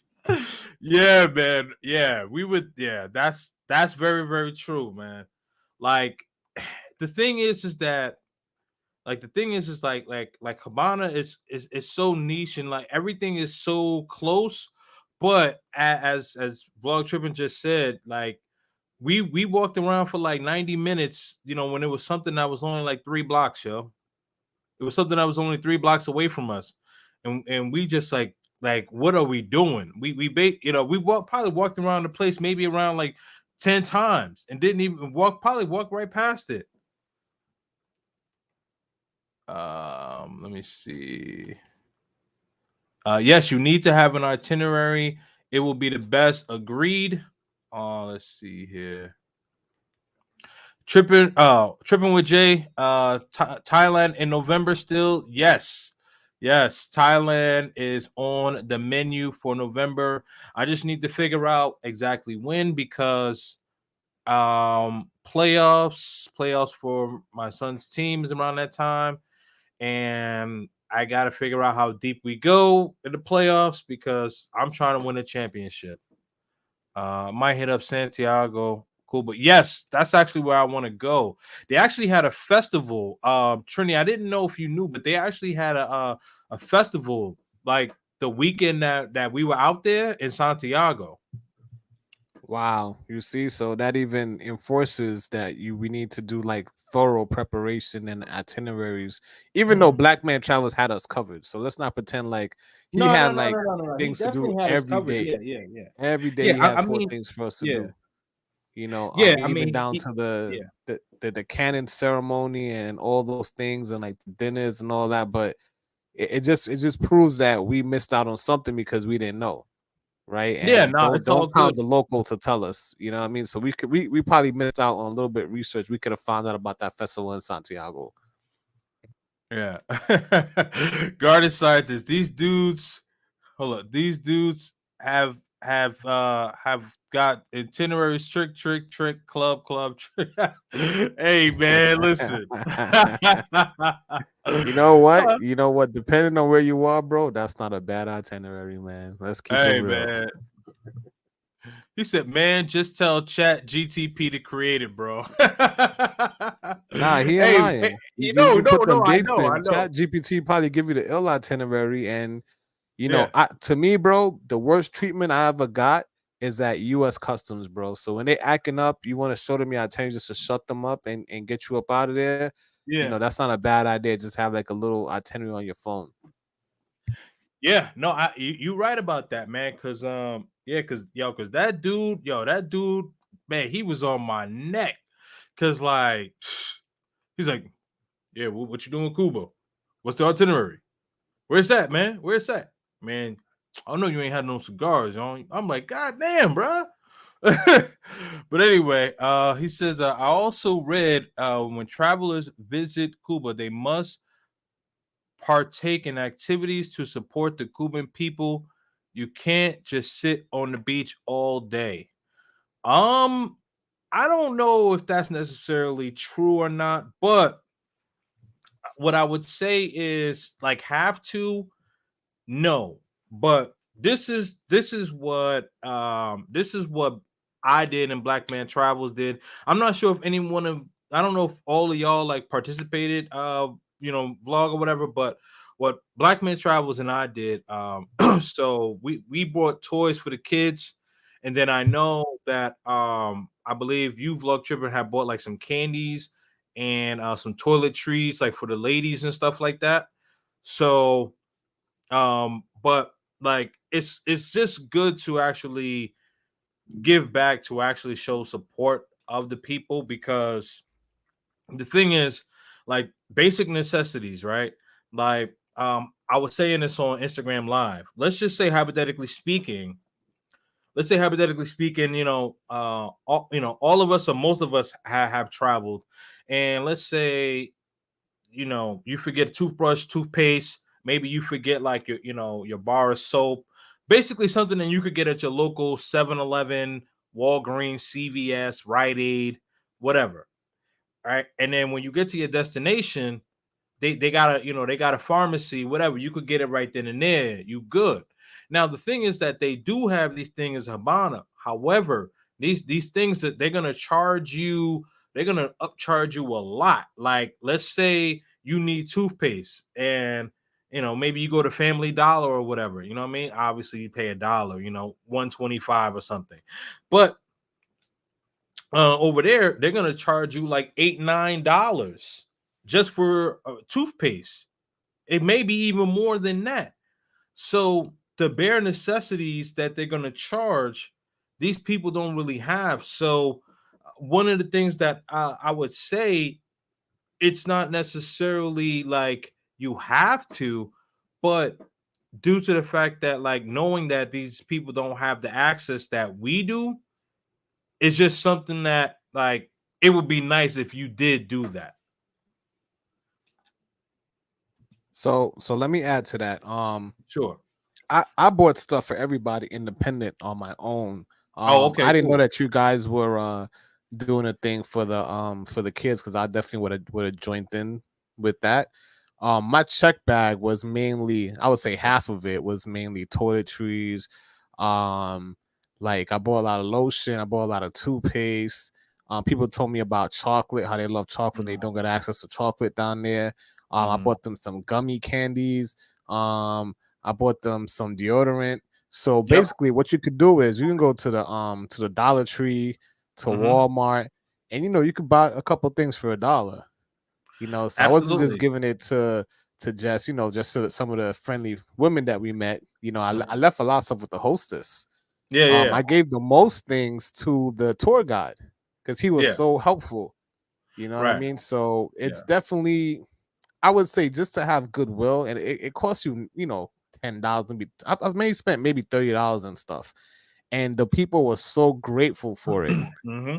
They show you so much love that you think about them, that you made their life easier for that particular day, or that night or that moment. They got a pack of toothbrushes, they got toothpaste, they got chocolate they never taste before, Hmm. like so it's better than ask people like ask you for your shirt off your back or something. Just give them something, because it doesn't hurt you. You know what I mean? Right. And it actually Exactly. might enhance your trip on top of that. Yeah, yeah. I would say. I would say. I mean, this, despite the despite the phone, the financial situation. You know what I mean? Like, hey, you know what? These things happen. Like, these things ain't never happened to me before. But like, hey, you know what? This happened to be my time. You know what I mean? Like, I haven't met any traveler who hasn't had something messed up that has happened to him or her. But you know what I mean? So this, my time had came. But the thing is, I'm gonna go back. One of the reasons why I'm gonna go back is because I know that the bare necessities these people don't have access to. You know what I mean? Let's see. Do So let y'all me get have this. So he's basically asking if we have global entry. I have global entry, bro, yep. and it don't matter. Customs was still on my ass. Oh, Still on yeah, my I was gonna ass. say, yeah. Nah, that doesn't I matter, said, I, bro. I swear to God, every time I come through the U.S., they remind me how much I'm a second class citizen, bro. Because when I came from Ghana, it's the same thing. Anytime you came from like a black country, or I guess like Cuba would be like, a country they don't really mess with, bro. And our skin color, I always get picked out, always Hmm. randomly. So this time, this lady grabbed my bag as soon as I took it off the conveyor belt right behind me. You know what I Hmm. mean? So don't be surprised. Global entry don't give you a pass, all that. I had my global entry with it. I had the card in my hand with the receipt that you get after you do the face recognition, and Yep. they still pull me to the side. So Yeah, no, they didn't yeah, say no, me. for yeah, that listen, like, global entry, yeah, it's like you jump the line, but it's like you still jump into the bullshit. So that's that, man. Um, but it's facts though. Let's see, things in You Cuba. jump in. Go ahead. Oh, what I said? Nah, go read what your Neil said.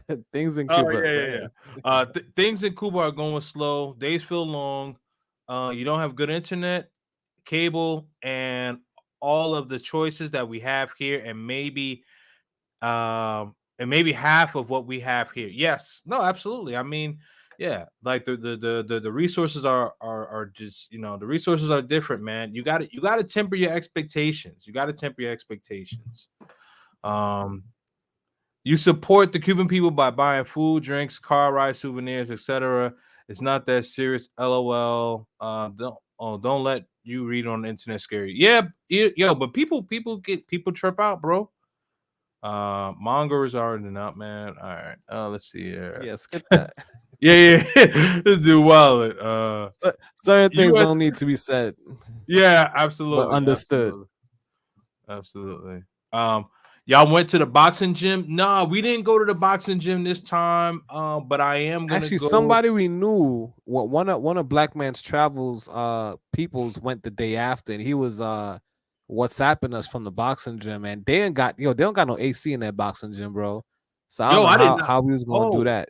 No oh, AC. That shit is outside. So Cuba is 90 something degrees outside, and they box and they getting it in. Like that's crazy. yeah. That's crazy. That's crazy. But I do want to go in December. I do want to go in December. I want to go to the boxing gym. And also what I want to do is I want to go to one of the schools. So when we went, it was summertime, you know what I mean? Napkins are gold there. Yeah, bro, you're right about that. Paper Yeah. towel and stuff. That's a Yeah, delicacy. absolutely. That's hard to come by. Yep, absolutely, man. Next time I will definitely bring stuff back to Cuba. Yeah, I mean, if you want to, man. I'm bringing Dollar Tree. I'm bringing Dollar Tree with me. Yes, absolutely, man. Like what Trini said, man. Like, 20, $30 or whatever. Like you get a lot of stuff, man. You get a lot of stuff, and you don't necessarily have to. Excuse me. You don't necessarily have to spend a lot of money, man. You know what I mean? Like, like stuff that like we don't think about. You know what I mean? Like, hey, you know what? My toothbrush is getting old, man. You know what? Next time I go out to the supermarket, I'm gonna grab me a toothbrush or whatever the case is. You know, you go to Dollar Tree, Family Dollar, you know, and they got like the stack like of toothbrush. You get like 4 or 5 of them or whatever. You know what I mean? You pay $1, so like yo, like those toothbrush could probably last somebody, you know what I mean, like a year or whatever the case is, or you know maybe well, they live with relatives, so you know they're gonna share with the other people. But like, I don't even want to get into that. But you know what I mean? Like they are able to, like they are really really grateful, man, and stuff that we take for granted. You know, soap, toothpaste, whatever the case is, like it's hard for them to get. I applied for global entry for the second time, still waiting. Yeah, it's gonna take you a minute. Hold on. So Yanil, AD's wife, looked like she was able to bring in some cigars and rum to use her global entry, and they just let her rock.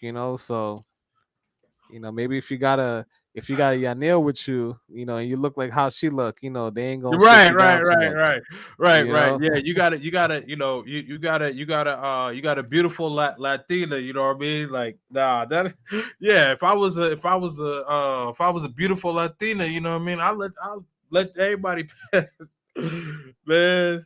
Because I So tell we you, already know. Anytime you go Cuba, we put everything in Yanil's bag. She gonna be right, on mule. She gonna carry, she gonna right. carry everything in. Right, right, right, right. Even if your nails not there, I'm like, yo, just leave your bag at the airport.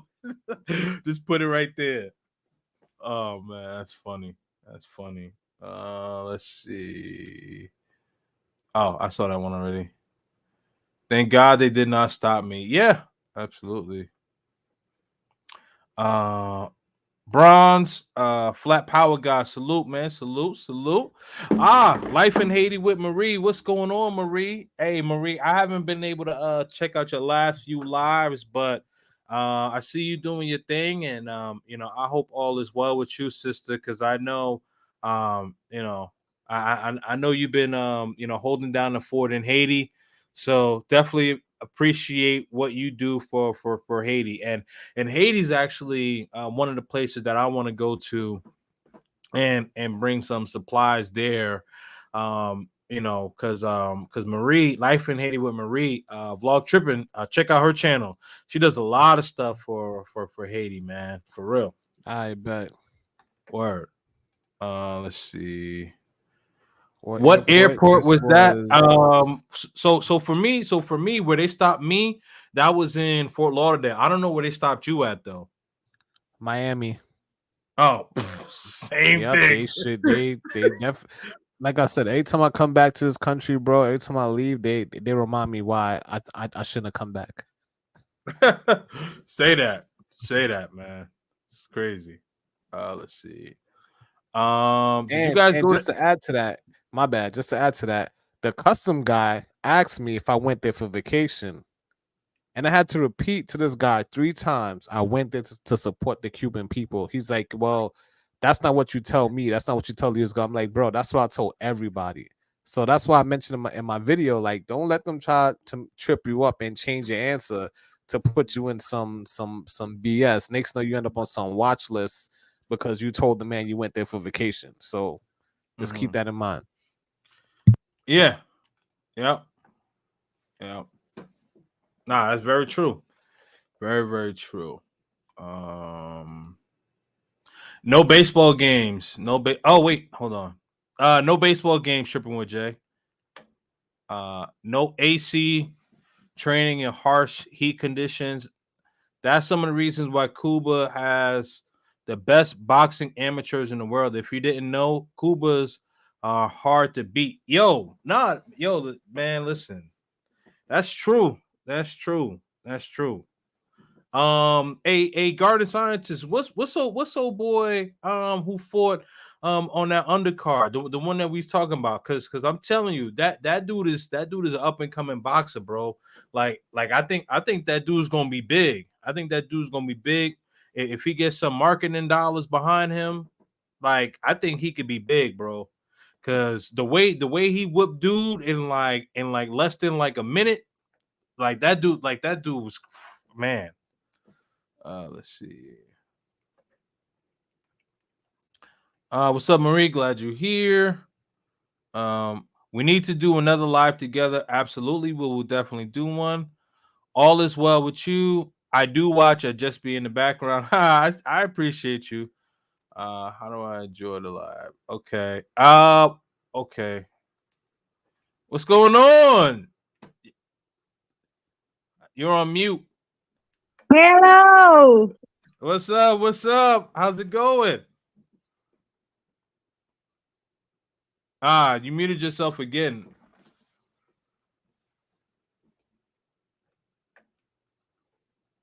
All right, might be Yeah, some Neil, tech. unmute, unmute. Yeah, you gotta unmute. You Hear gotta me? Yeah, we hear you now. Yes. You muted yourself. Hello, guys. How you doing? We doing well. We doing well. How are you?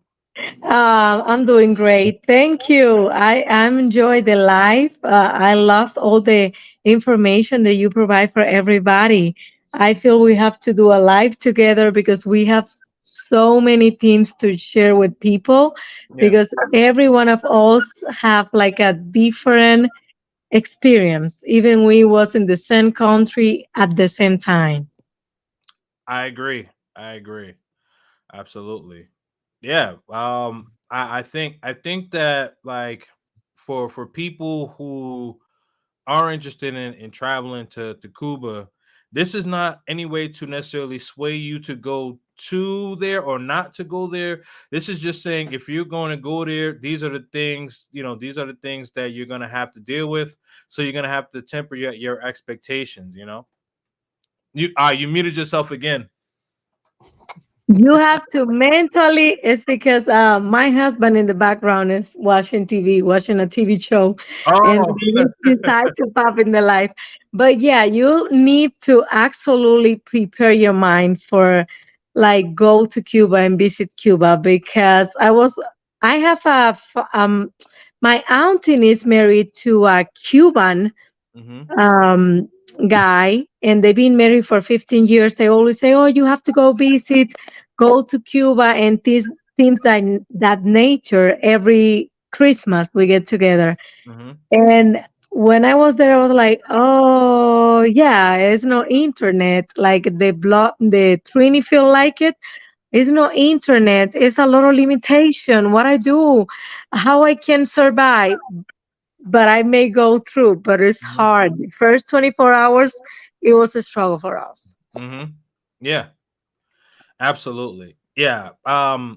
Like on my Instagram live yesterday, last night, Flyboy and I, we told people like if this is the first country that people like, if you've never traveled outside of the United States, Cuba is not the first country. I would say like Nope.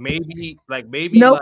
maybe like country like anywhere after like country 8 to 10 or something like that. If you've been to like 8 countries before that, then you want to check out Cuba, then yeah.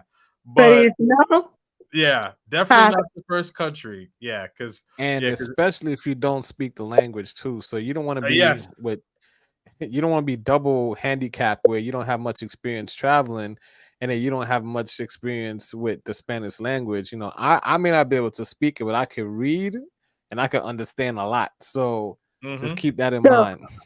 so Trini, if I speak to you Spanish, you can understand. Oh, don't put me on the spot. No, I'm just asking. So if I speak to you in Spanish in a slow motion, can you I understand? can I can get the gist. Yeah. No, but Cuban, the difference is Cuban people speak so fast. It's like I'm Dominican. hmm We speak fast. Cuban speak like more faster. Yeah, Even for me, it was like, what? Slow down. What did you say? So it is normal, but yes, it is a struggle, and we can have fun in Cuba. A lot of oh struggle themes to go through. yeah, okay, yeah, no, absolutely, absolutely. Let me see. Um, hold on. That's what I was asking you. My dad and I brought back 200 cigars total. How many cigars we bring in? 20, 40. We bring 20, speak Spanish now. We bring 20, I bring 20, 225 cigars.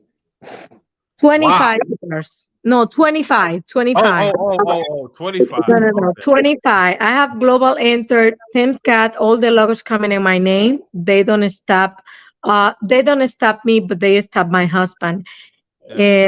and asks about what he bring into the country. He Yeah. bringing a coffee in his hand, and he was there for 45 minutes. I was quick, like 10 minutes. You bringing something to declare? No. Okay, pass by. But I bring in the cigar and the ron. Then Yeah. my Cuban family give it to me. And I didn't know you cannot bring anything because Yeah. before we flew to Cuba, when we coming back from my country 2 weeks before we went to Cuba, it was agent and say, "Oh, it's no problem. You can bring 100 cigars," but it wasn't true. Like when my husband go through, they stop my husband and ask him. They give him a paper and everything. I was like, "Oh, I don't have any problem." I don't know if it was because Global Enter have something to do, but they question my husband about that. Well, yeah. I mean, I have global entry, and they question me about it. They question me about it. So, but like one of my friends, he went in 2018, and I think he said he brought back like 200. Not speak Spanish now, but another one of my friends, but he had no issue, and he brought back some rum. And But and, I and, hope and you I guys think, saw the pattern. There's a I think pattern the there. You thing see how they changed. stop. You see how they stopped your husband, Yanil? They stopped the Yeah, black man. yeah, they stop So just that.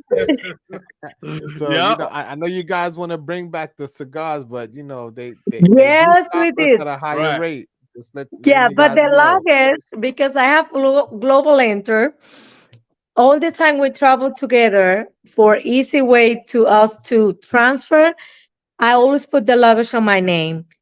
That's what saved our life because he was 45 minutes there and he said when he go through, he see a lot of people that bring cigars, bring rum, they destroy everything right there in front of the people. So imagine that we pay like almost $100 for those cigars, Hmm. and then they just destroy in front of you. That's frustrating. Yeah, yeah. That's Yeah, crazy. it was. That's crazy. Let me see. Yanil, I gotta ask you a question. How was the Yes. food in your opinion? Because you ate at better restaurants than we did. You guys had the fly food spots. Tell us about your food, your food experience. In some places was okay. I have a list of restaurant, a good restaurant that I want everybody go and enjoy.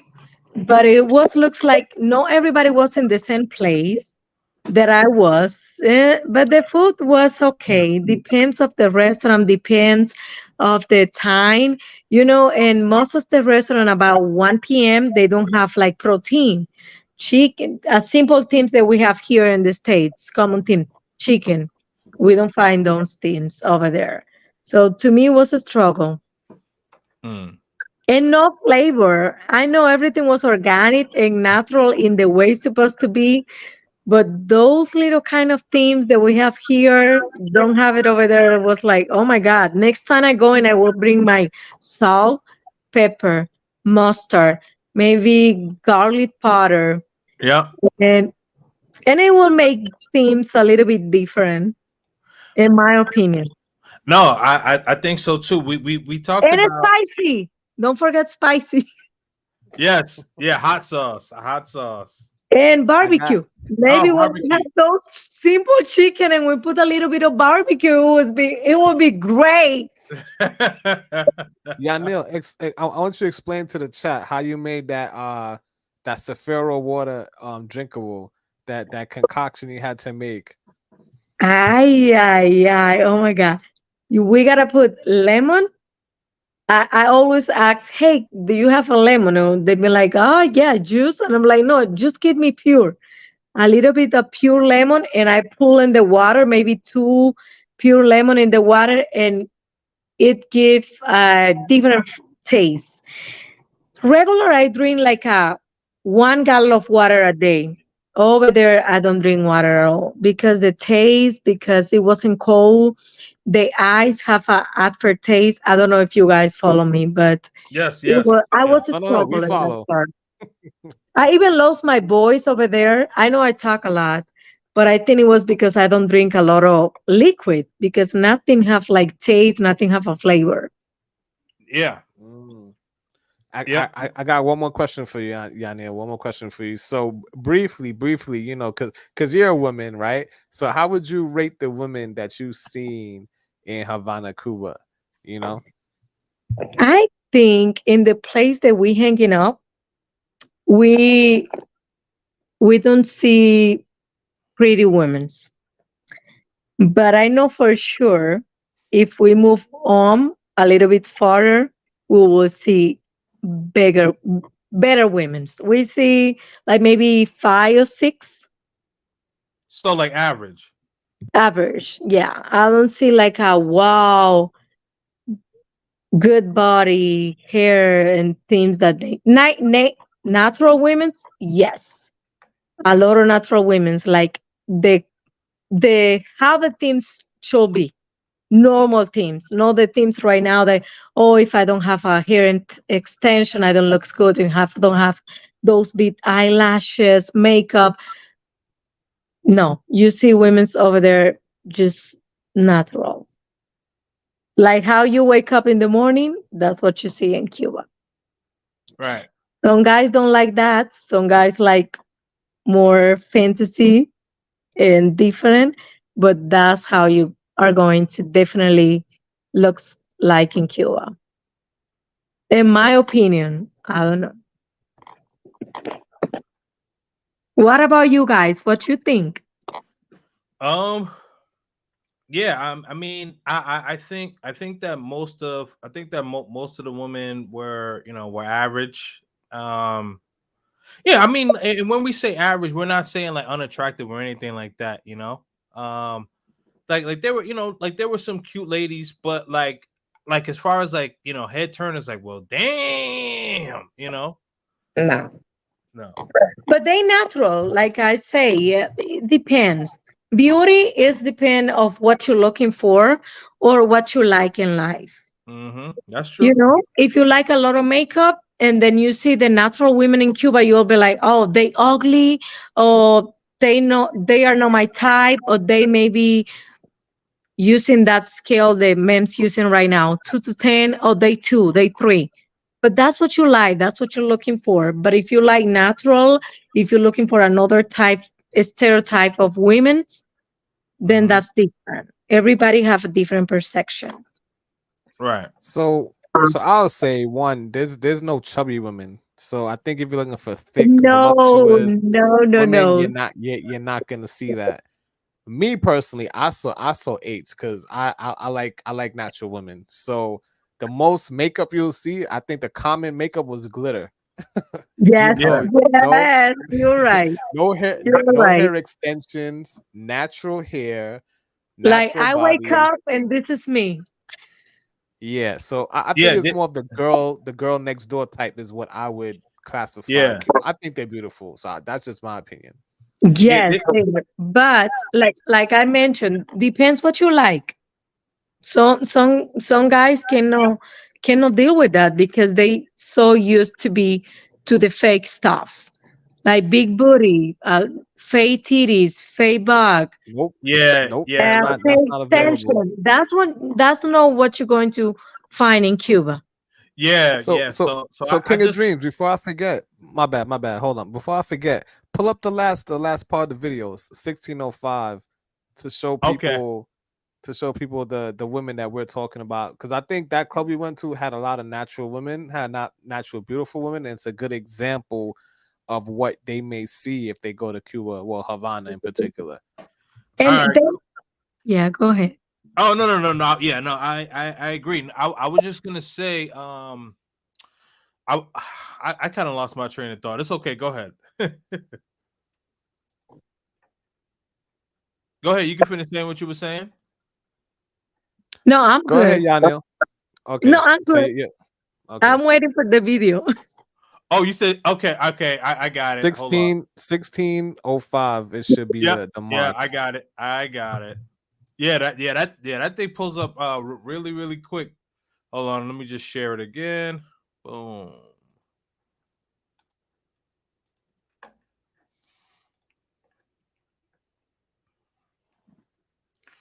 All right. Can you guys see it?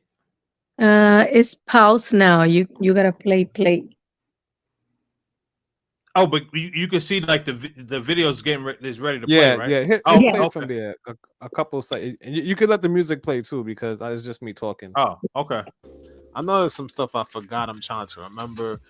Um, fellas, the women are beautiful. I think I showed some in the video. They are breathtaking. They're a breath of fresh air. They are untouched by a lot of enhancements of any sorts. It's basic. It's like I think glitter was the most Well, well, most makeup I've seen on a person. well, this one right here is thick. I would say that she got a nice body right there. Everything is all natural. Food is all Yeah. natural. Yeah, It was a great that's trip. Okay. No, guys, I can't lie. We have a lot of fun. No, it was yeah, it was a great time. It was definitely a great time. It was a great time. Oh, Yeah, Absolutely. Neil. Let me ask you a Yeah. question. Didn't it seem that we was there for more than 4 days? It didn't feel like we was there for like 2 weeks. Yes. yes, yeah, Yes. It was. It yeah, was like yeah. if It like I definitely. mentioned before in a comment I mentioned.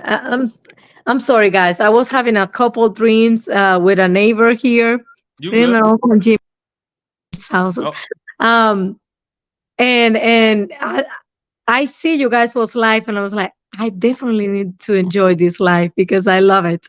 yeah. But yes, it feel like we was there for I don't know, like 2 or 3 weeks. Like I mentioned in a comment before, The the days days are feel slow. You like said. it's slow. Yeah, Yeah, you don't have time to go on social media, but you don't really miss that. You just enjoy life, enjoy the activity. I'm really glad that we have like a claims every activity for the days. Anytime we have something different to do, that made the teams going more fast. But in general, the days feel like, oh my God, it's just 8 o'clock. It's just six. What yeah, is next? yep. But it was fun trip. Absolutely. No, it definitely was. I mean, it was it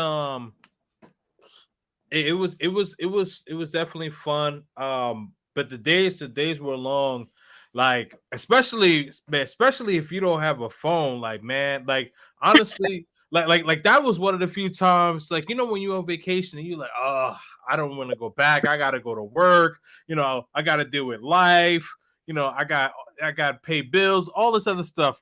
Man, listen, I'm like, I can't wait to get back. I feel you. I was like, and then I'm doing in the middle of my master, and next day when we arrive Monday and Tuesday, I'm supposed to send all my homework.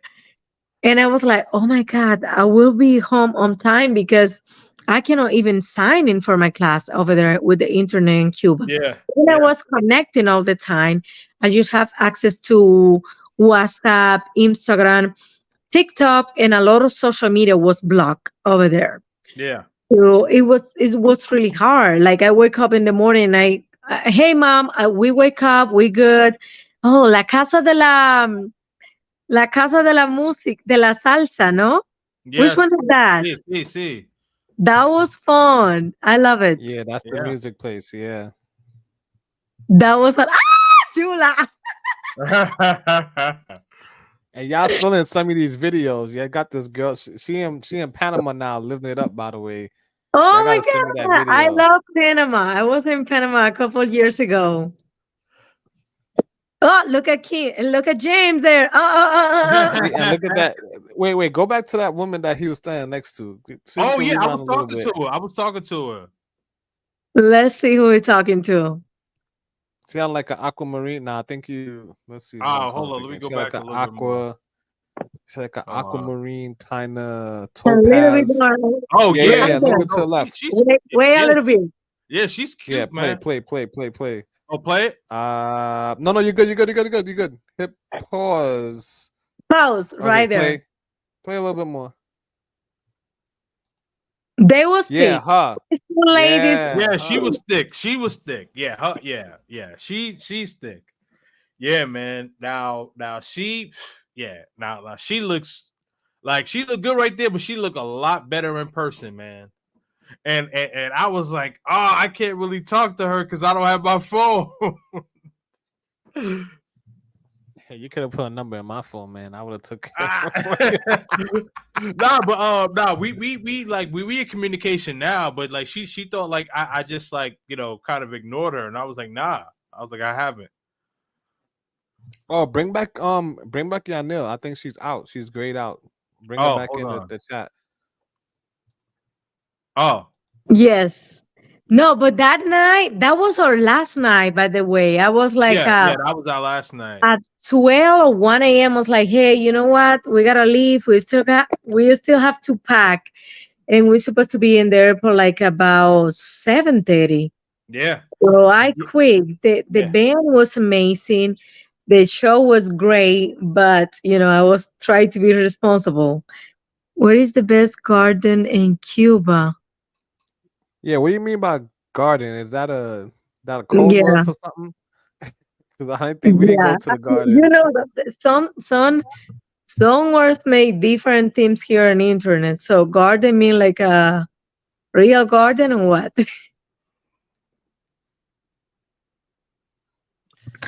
Yeah. Cuba is watching. I mean, hold on. Let me see. Yeah, but we didn't show anything, man. It's good to show the clubs how Cuba is watching. Yeah, listen, no, you're allowed to film, bro. I mean, you're not allowed to film the police, but the Yeah. regular people, everyone had their All that. cameras out, Yeah. bro. So Yeah, yeah, yeah, you're that's allowed to. nothing special. Yeah, yeah, you're allowed to film like if they give like if they give you consent. You know what I mean? So, but like, yeah, look at that dude. That dude got his camera out and everything. So And even in my videos, you'll see a lot of the women are waving at us and smiling, and they put that show on Yes. for us. Like With what I was. at the music factory when they was pouring the liquor and stuff. I think it was your idea, Yanil, right? You set that Yeah. up. oh yeah, like man, let me tell you. So yeah, Yanil and Adrian filmed everything because I met them. Well, I met Adrian on the plane, so we were chatting in our Cuba Travels group, and Is so on a public park. No, we don't visit that public park. oh, but yeah, We have 4 days, man. I don't think the parks is on the itinerary no, for the 4 days we was there. no. But like when I go in December, Veradero, that's where I'm going for one day, and then I want to go to Santiago for one day. Varadero. Um, I have a couple friends from Cuba, and my auntie is married to a Cuban Mm-hmm. guy, and that's how I know. I meet my auntie husband family, and they was like, "But if you don't visit Varadero, it feel like you don't visit Cuba." So we plans to go maybe in a month, just for go to Varadero for a couple days. Yeah. Because the beach there, oh my god, they so beautiful, they amazing. I know the hotels maybe don't be like the 5-star hotels we used to, but still it's the beach, it's Yeah. something different. Well the so Flyboy he said that and Flyboy's been to a lot of like countries he's been to Dubai, he's been to a lot of places, and he said that like out of all the countries he's been to, that's the second most beautiful beach he's been to in the world. Yes, and they absolutely are. I wish we have more time to go, but it's what it is. In the 5 days that we have there, I think Uh-huh. we have a lot of fun. Yeah. Cause I also It can wanted to be go there, complaining. but yeah, I also want to go there also, but we gotta let the people know that how long is it to get to Veradora Beach? 2 hours. Uh yeah. So it's like 2.5 hours, and then also The distance isn't really the thing. The thing for people to know is for the gas. So we talk about the resources, lack of resources. There are, rather, the gas is very important because, like, that is a resource that is lacking. So it's going to be very expensive to get there. I believe anywhere between like 140 to 200 each way. So you're looking, Yes. yeah. So you're Mm. looking to spend anywhere between 3 to 400 round trip.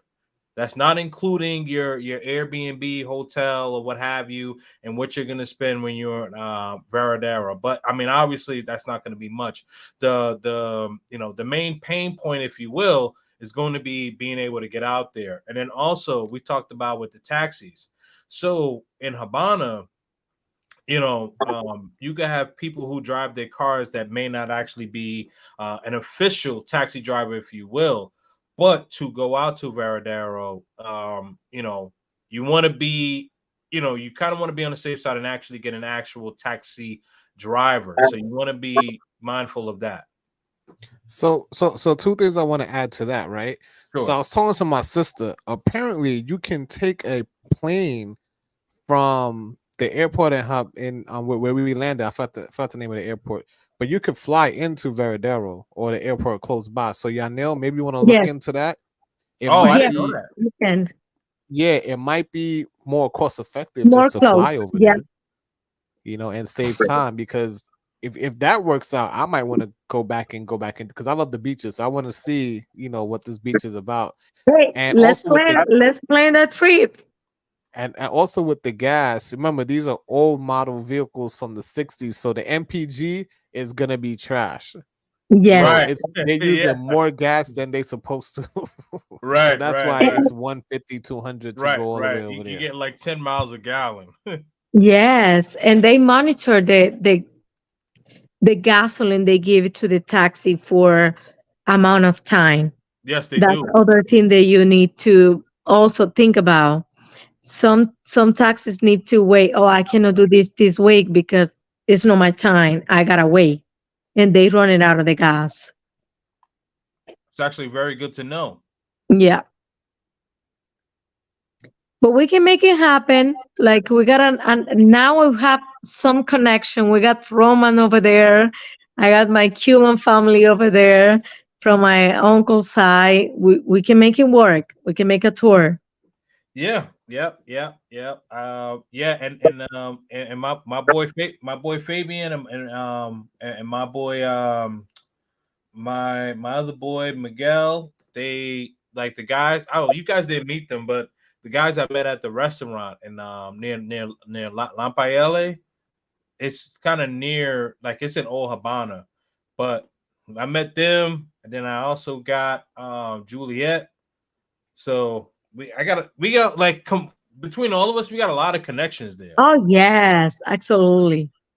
And a Yeah. good people that I don't know if you guys, but I meet really good people that join us around, that Mm-hmm. taking care of us.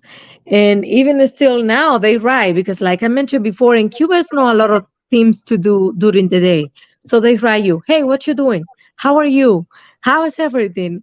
And how was your day? And I'm like, I'm busy, I'm working, I have a lot of work to do. So they Mm-hmm. still try to write you every day, 2 to 3 times a day, and they've been like, when are you coming back? And it's like, okay, I got a plan. And, because going to Cuba is like, you need to mental prepare for that. You do. It's yes, you are like, I can't lie. It's a lot of fun when you get there. The first 2 day, it may be a struggle for you, but after that, it's all good. But in the beginning, you have to prepare your m- brain like, okay, I will be there, no internet, no family connection, all these nature things that we've been talking over and over about the trip. Yeah. No, that's very true. Very, very true. It's one of those things where you definitely got to be mentally prepared, because like if you guys, especially like if you're used to like 5G internet and just getting on a website and just being able to kind of just move really quickly, that's not going to happen. That is not going to happen.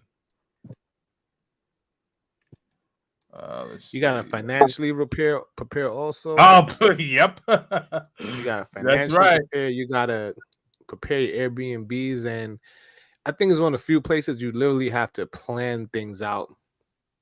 Because you can't just, you can't just. I think being separated from your bank accounts will make you plan everything out to a T. And then Yes. some and then some things you're like, you know what, guys, you have the money, but she's like, it may not be a good idea to go this particular place. I need to save my pesos for a later date. So it is what it Yeah. is. It is. I It's like, agree. okay, $200 a day, 100 and 100. That's what my husband and I was trying to do over there. Yeah.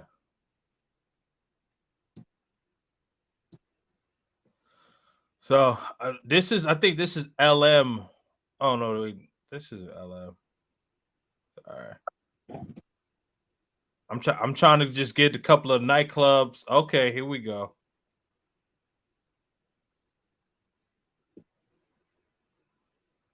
Yeah, this is LM. This is definitely LM.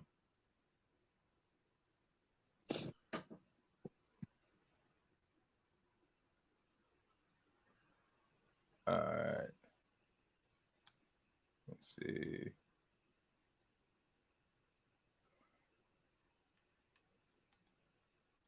So guys, they party in Havana. You just definitely have a good time out there, but definitely make sure you bring more than enough money and don't bring all your money out with you.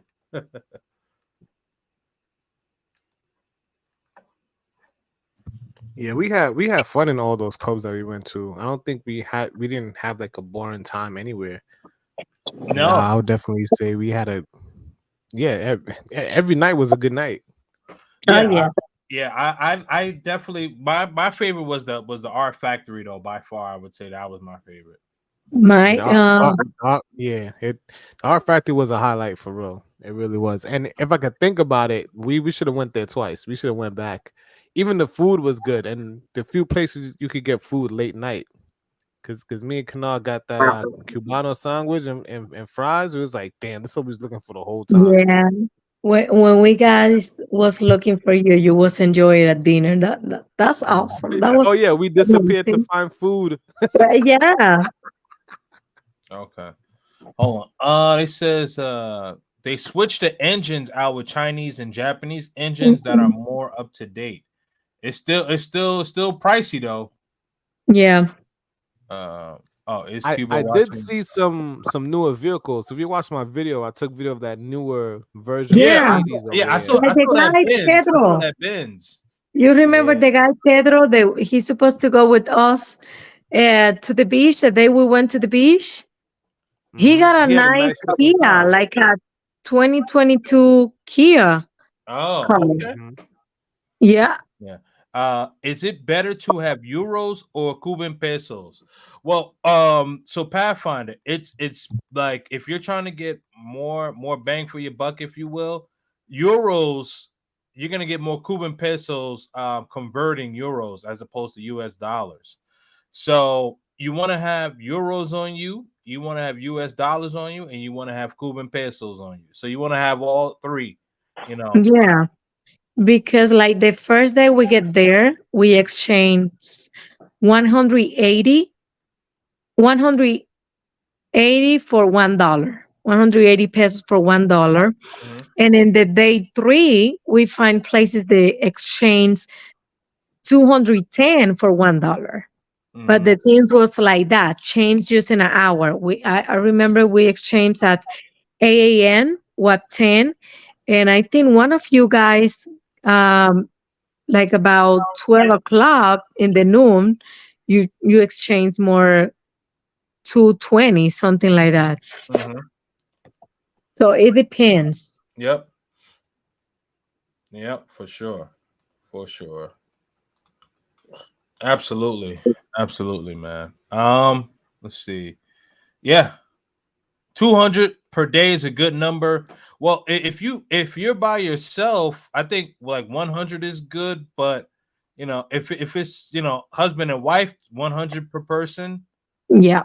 Yeah. And depend what you plans to do. Everything will be Yeah. what is your activities, what you're looking for. Yeah. Yeah. Listen, Absolutely. I If you're going to do tours and things like that, I remember one day we spent more than 200 because we do the car tour. We went to a nice restaurant. We have a couple dreams and we spend more than 200. So it depends what your plans to do. I brought money back, so I'm happy. You don't always have to spend everything that you bring. All right. So some days Yeah. you can get And by with also, 20 $30 if you like. You know what I mean? It depends on how you feel. But I would say $100 is a good safe space to have. And I would say change your money as you need it. You know, don't yeah, and, don't and get all Cuban remember, pesos all up front. And Go ahead. remember, Trini, I don't know if you experienced this and of us, but we still have a couple Cuban pesos and we try to buy coffee. I love coffee. And I try to buy coffee in the airport Oh and yeah. No. Yeah. They won't souvenirs, take that. and they don't let you use the Cuban pesos. And I was like, what in the world? We in Cuba. What is wrong? What are going to do with all these Cuban pesos? Because I save those Cuban pesos, especially for buy a little souvenirs and my coffee and things that I want to bring from Cuba for my people in the airport, and they don't let me to do. And I was like, okay, so I got all these Cuban. We got all a little bit of Cuban pesos here that we don't know what to do. But Mm. they don't let you pay with Cuban. They want dollars in the airport. So keep that in mind. It's better you exchange your Mm, money. The last couple of days, make sure how much you are going to earn. Only USA in the airport at every. Yes, you are right. I, Speaking Spanish now. I got a little pushback because I think I could have bought some food with the pesos because I had seen on they had like a little chalkboard and it said how much in pesos and how much in USD, but Oh, we wasn't that's there for still early. that's still bad. Everything was That's still closed. bad though. Oh, right. I came a little bit later, right? Yeah. Yeah. Yes. Yeah. You. Yeah. Me and You Kings came was in the like what? Yeah. airport together. Yes. Yeah, we Yeah. was in the airport really early. Everything was closed. We was literally waiting for they open the shop store for buy the coffee that I want to bring him back. But we can't buy anything with Cuban pesos. Mm. Yep. That's true. Cuban pesos or euros. USD. I meant to say USD or euros. I'm gonna take another 200 to give away to business owners. Oh, fantastic! That is a great idea. They will appreciate your help and they will love it because it's a lot on it in Cuba. We was as a Um, tourist have a great time, but it's a lot on it over there, guys. Yes, I think absolutely. I think a better idea would be, maybe tip your service people than just give it to the owners. I would say maybe, maybe like tip like the people that's in your neighborhood who give you help and things like that. If you see some kids, I would say give it to business owners because they get the benefit of having a better income than most. Yeah. Because they own something and they're in a busy tourist area. But spend your money how you like. But that would just be my suggestion. Yeah, we spend a lot of money giving away in the street because everywhere you go in, you will find like old people or kids asking you for money, and you just give anything you have, and you wish you have more money and more teams to giving away. Like the tour guide, they helping us all the time. I left a lot of stuff. We also take a lot of basic stuff. The people say, "Oh, taking that with you." And man, in day three, I was like, I wish we bring more. Yeah, I mean that's the way I have felt like. I mean, I bought a lot of toys though. I bought a lot of toys, and I bought a lot of toys and toiletries. So um, but I always felt as though like I could do more. But I mean, definitely they definitely need the help. So don't hesitate to not bring stuff, guys. And you know why? What, guys? I noticed the kids. They want chocolates. They want sweet things. The things they will be like, I don't want to eat it here because it's not healthy, Yeah, because it's bad for us. They want it, and they asking you for the for industry like, hey, you got a candy, you got a lollipop. That's deeply breaking my heart because it was I love cakes and it was like, oh my god, no, I don't have any. I don't have chocolates. They gone. yeah, And those little things that for us are normally or for us like are nothing, for them have a lot of value. yeah. Absolutely. Yeah, man. Salute Juan. I appreciate you. Yeah. No, but you're absolutely right. Yeah. I did this time. I'm definitely gonna bring a lot of chocolate, a lot of chocolate. Now, I didn't realize how much they love chocolate. You know, I thought like, oh, you know, Yes, yeah, well, yeah. They, but it's not they love, it's they don't have it, and that is something they don't use to, yeah. and that is special for them. I remember when I live in my country, we do toys, exchange toys for a smile every Christmas, and we give away a lot of toys for the poor kids. Mm-hmm. Yeah, And it was an amazing experience. And I yeah, don't think they have those things in Cuba. yeah. Absolutely. Yeah, man. Pathfinder, you know what I mean? Just load up at the dollar store, bro. Load up at the dollar store and you'll be good, man. You know. And if you want to bring like toiletries, like deodorant, soap, toothbrushes, toothpaste, do that too, man. Even a spray for women's. They love it. They need it. What spray? Like Like hairspray? like no, like cologne, you know? Like perfume. Yeah, perfume. The Yeah, little ones, they more yeah, than have to have it. yeah. Condition for hair, shampoo, Yep. they will love it. Gotcha.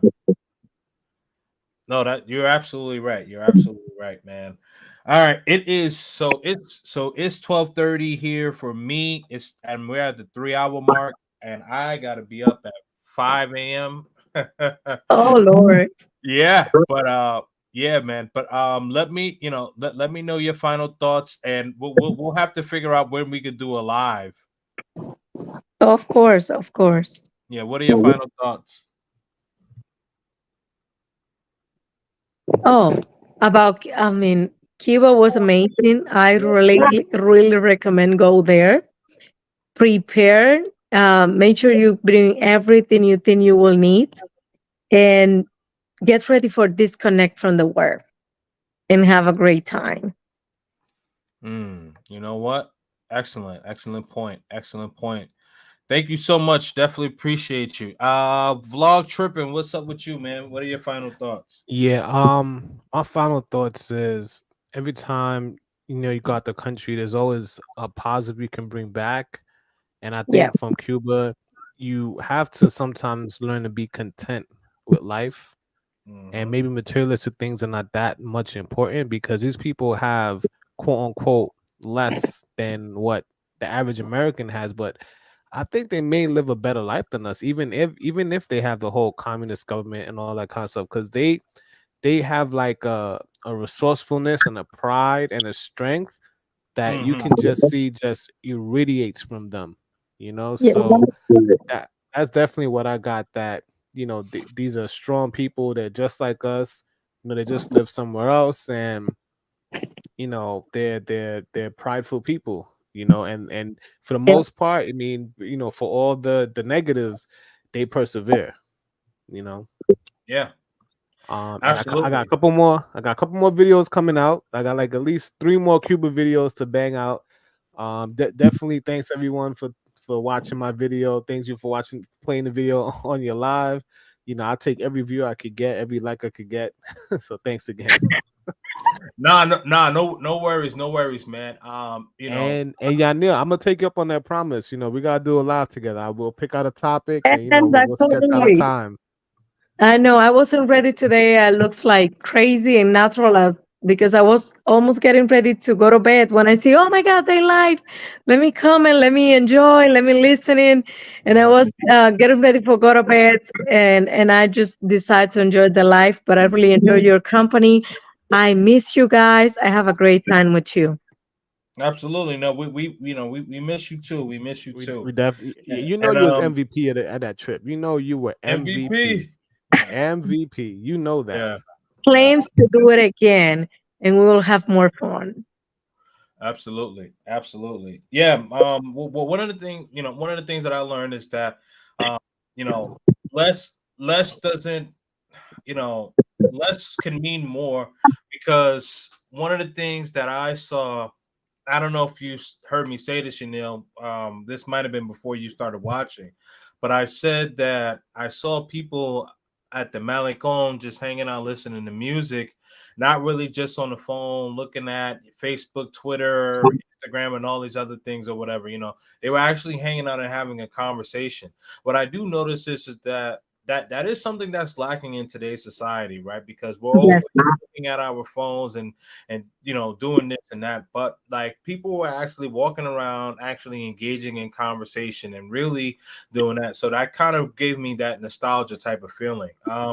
You know Another thing I would just say, temper your expectations. You know um I like when you said be ready to be disconnected. What I would recommend is like maybe going at the max 5 days, and I And that's it. yeah, max is 5 days, but you go there, you get that experience, you disconnect, and then you come back refreshed. Make sure that you definitely bring more than enough money, and don't bring all your money out. And also get a second cell phone. Put your main cell phone in the safe. So get a second cell phone. You know what I mean? You just definitely you don't want to get yourself caught out there.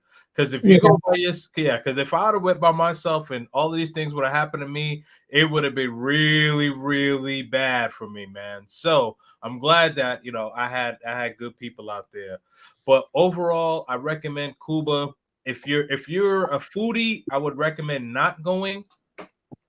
Um, Oh, okay. What exactly is the Malecon? Okay, so the Malecon is so it's a strip. So it's a strip in Havana, and basically it separates like old Havana to the other area, Vedado. And along this strip, you have like vendors. They could be selling stuff. They could be selling like whatever it is. Like I think the day before we went, we walked there. We got like some Presidentes, and then and then you got people hanging out, young people, people age appropriate, like everyone is just hanging out there, Yeah. and it's active. Families. Yeah, and it's active all time, all times of the day. Hold on a minute. Let's see here. And it's active all times of the day. So like during the day,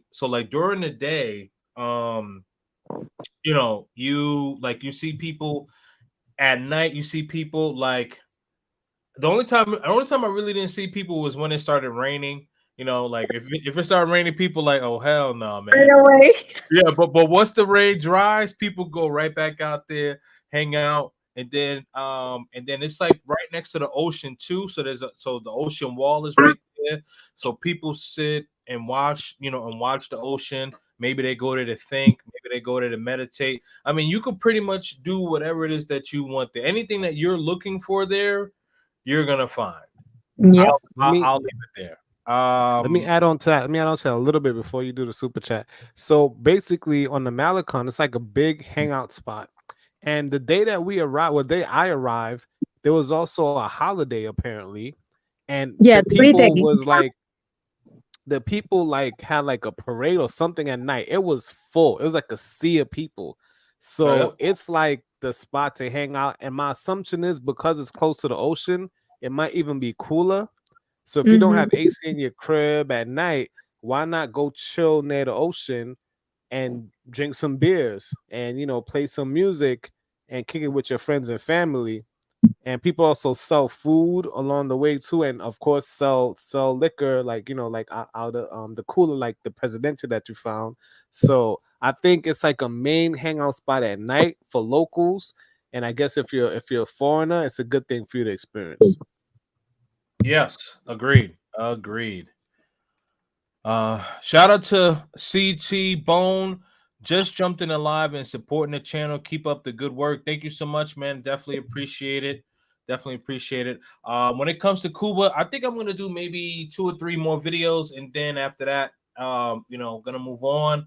So November got Thailand on the mind. Also, man, I gotta go back to Colombia, man. Going to Thailand. We're going to Thailand in November too. But I think you guys are going before Thanksgiving. I'm going after Thanksgiving. Oh, yeah, we will be there until the first week of December. Oh, wait a minute. So Oh wait, so we actually, yeah. So like, hold on, I'll tell you right yeah, now. man, y'all should definitely connect. But let me say shout out to CT Bone. And CT Bone sound like yes, he might be a computer tomography technologist, man. That's CT talk. I know what a CT Bone is, so shout out to him if he's in radiology, man. Okay, nah, yeah, salute, bro, salute. Okay, yeah. So, Yeah, we're gonna do no, them I'm talk leaving. Yeah, plans everything. I have yeah. a lot of I'm I'm I'm, I'm leaving activities. the 26th. I'm leaving the 26th. I'll be there the 27th. We're coming back the third. So yeah, I'll be there where you guys are there. Let's get together. Absolutely, absolutely. Now, do you know where you guys are going? Because I'm gonna be in Bangkok and Koh Samui. Oh, I have like a full list of things to do. So I can share a Google Drive with you and you can see if your schedule fits to our schedule and definitely we can get together. Oh, that's perfect. You That's guys perfect. will definitely be able to meet up in Bangkok at minimum because Trini, Bangkok's you like the go central part. too. I just came from Thailand. I spent 8 months in Thailand, man. I'm Oh Thailand out wow, till you next was year. there. You was there Yeah, for a minute. we just came from Cuba. Yeah. We plan to go back in a month. So You Oh see, nah, yeah, yeah. Cuba's gonna be December. I'm still decompressing, man. I just got my phone. I'm still decompressing. for listen, DR, I I can gotta. play with that. Like my family and mom waiting for me. You I know what? feel I you. rather go with I rather go to DR when you go to DR. Let's You go. know. You will Yeah. have a I lot of rather fun. go. Let me let me talk. I did what your husband did, and pick somebody up. Let's see. Okay. What? No, but I'm talking about you. Okay. Pick up a wife. That's what I'm talking about. Yeah, You. yeah, yeah. That's what he meant. That's what he. Fine. I can show you a half. I mean, depends. Because Yeah. I can show you a little bit of my country, and you will love it. Absolutely. Yeah. Show me. Yes, Yeah. Show me the absolutely. the wholesome the wholesome part. You Yeah, know. All right. where's so wait, when are you going to Santiago again? In December, Oh shoot, man. I work for school districts, so I gotta check what days I have off because I just started the school year. I feel like I've been there for a half a year, so I gotta check my schedule. But as soon I finish for school for a spring winter break, I'm going to the air for maybe Okay. 12. Yep. Okay, perfect. Can All right. there. Well, see, yeah, so I could do well because like I could do Cuba and DR since they're so close. Yes, they are, and the tickets are cheap. I Yeah, think by the when you flew from Cuba to the R, yes, yeah, you can yeah. find I, out. Yeah. I know, I know. Yeah, yeah, yep, yep. You So know so that's what? that's the Maybe I can plan. make that. Maybe I can make that DR trip. You know what? Maybe DR for Christmas don't sound too bad, man. It don't sound too Nah, bad at all. Weather, no, no snow, no cold, no jacket, no cold. Oh my God, no. Woof! You will love it. absolutely, absolutely. All right, guys, I am out of here. Thank you all for watching. Appreciate it, guys. I'm gonna have to clip this up because this is like 3 hours, so I'm gonna have to clip Oh this up. Lord, yeah, 3 hours, 9 minutes. Oh my gosh. All I got a right. bunch of videos to upload for Cuba. From Cuba, I still don't done, but yes. Absolutely. All right. Thank you so much, guys. Have a good night. Appreciate y'all. All right. Good night. Bye bye.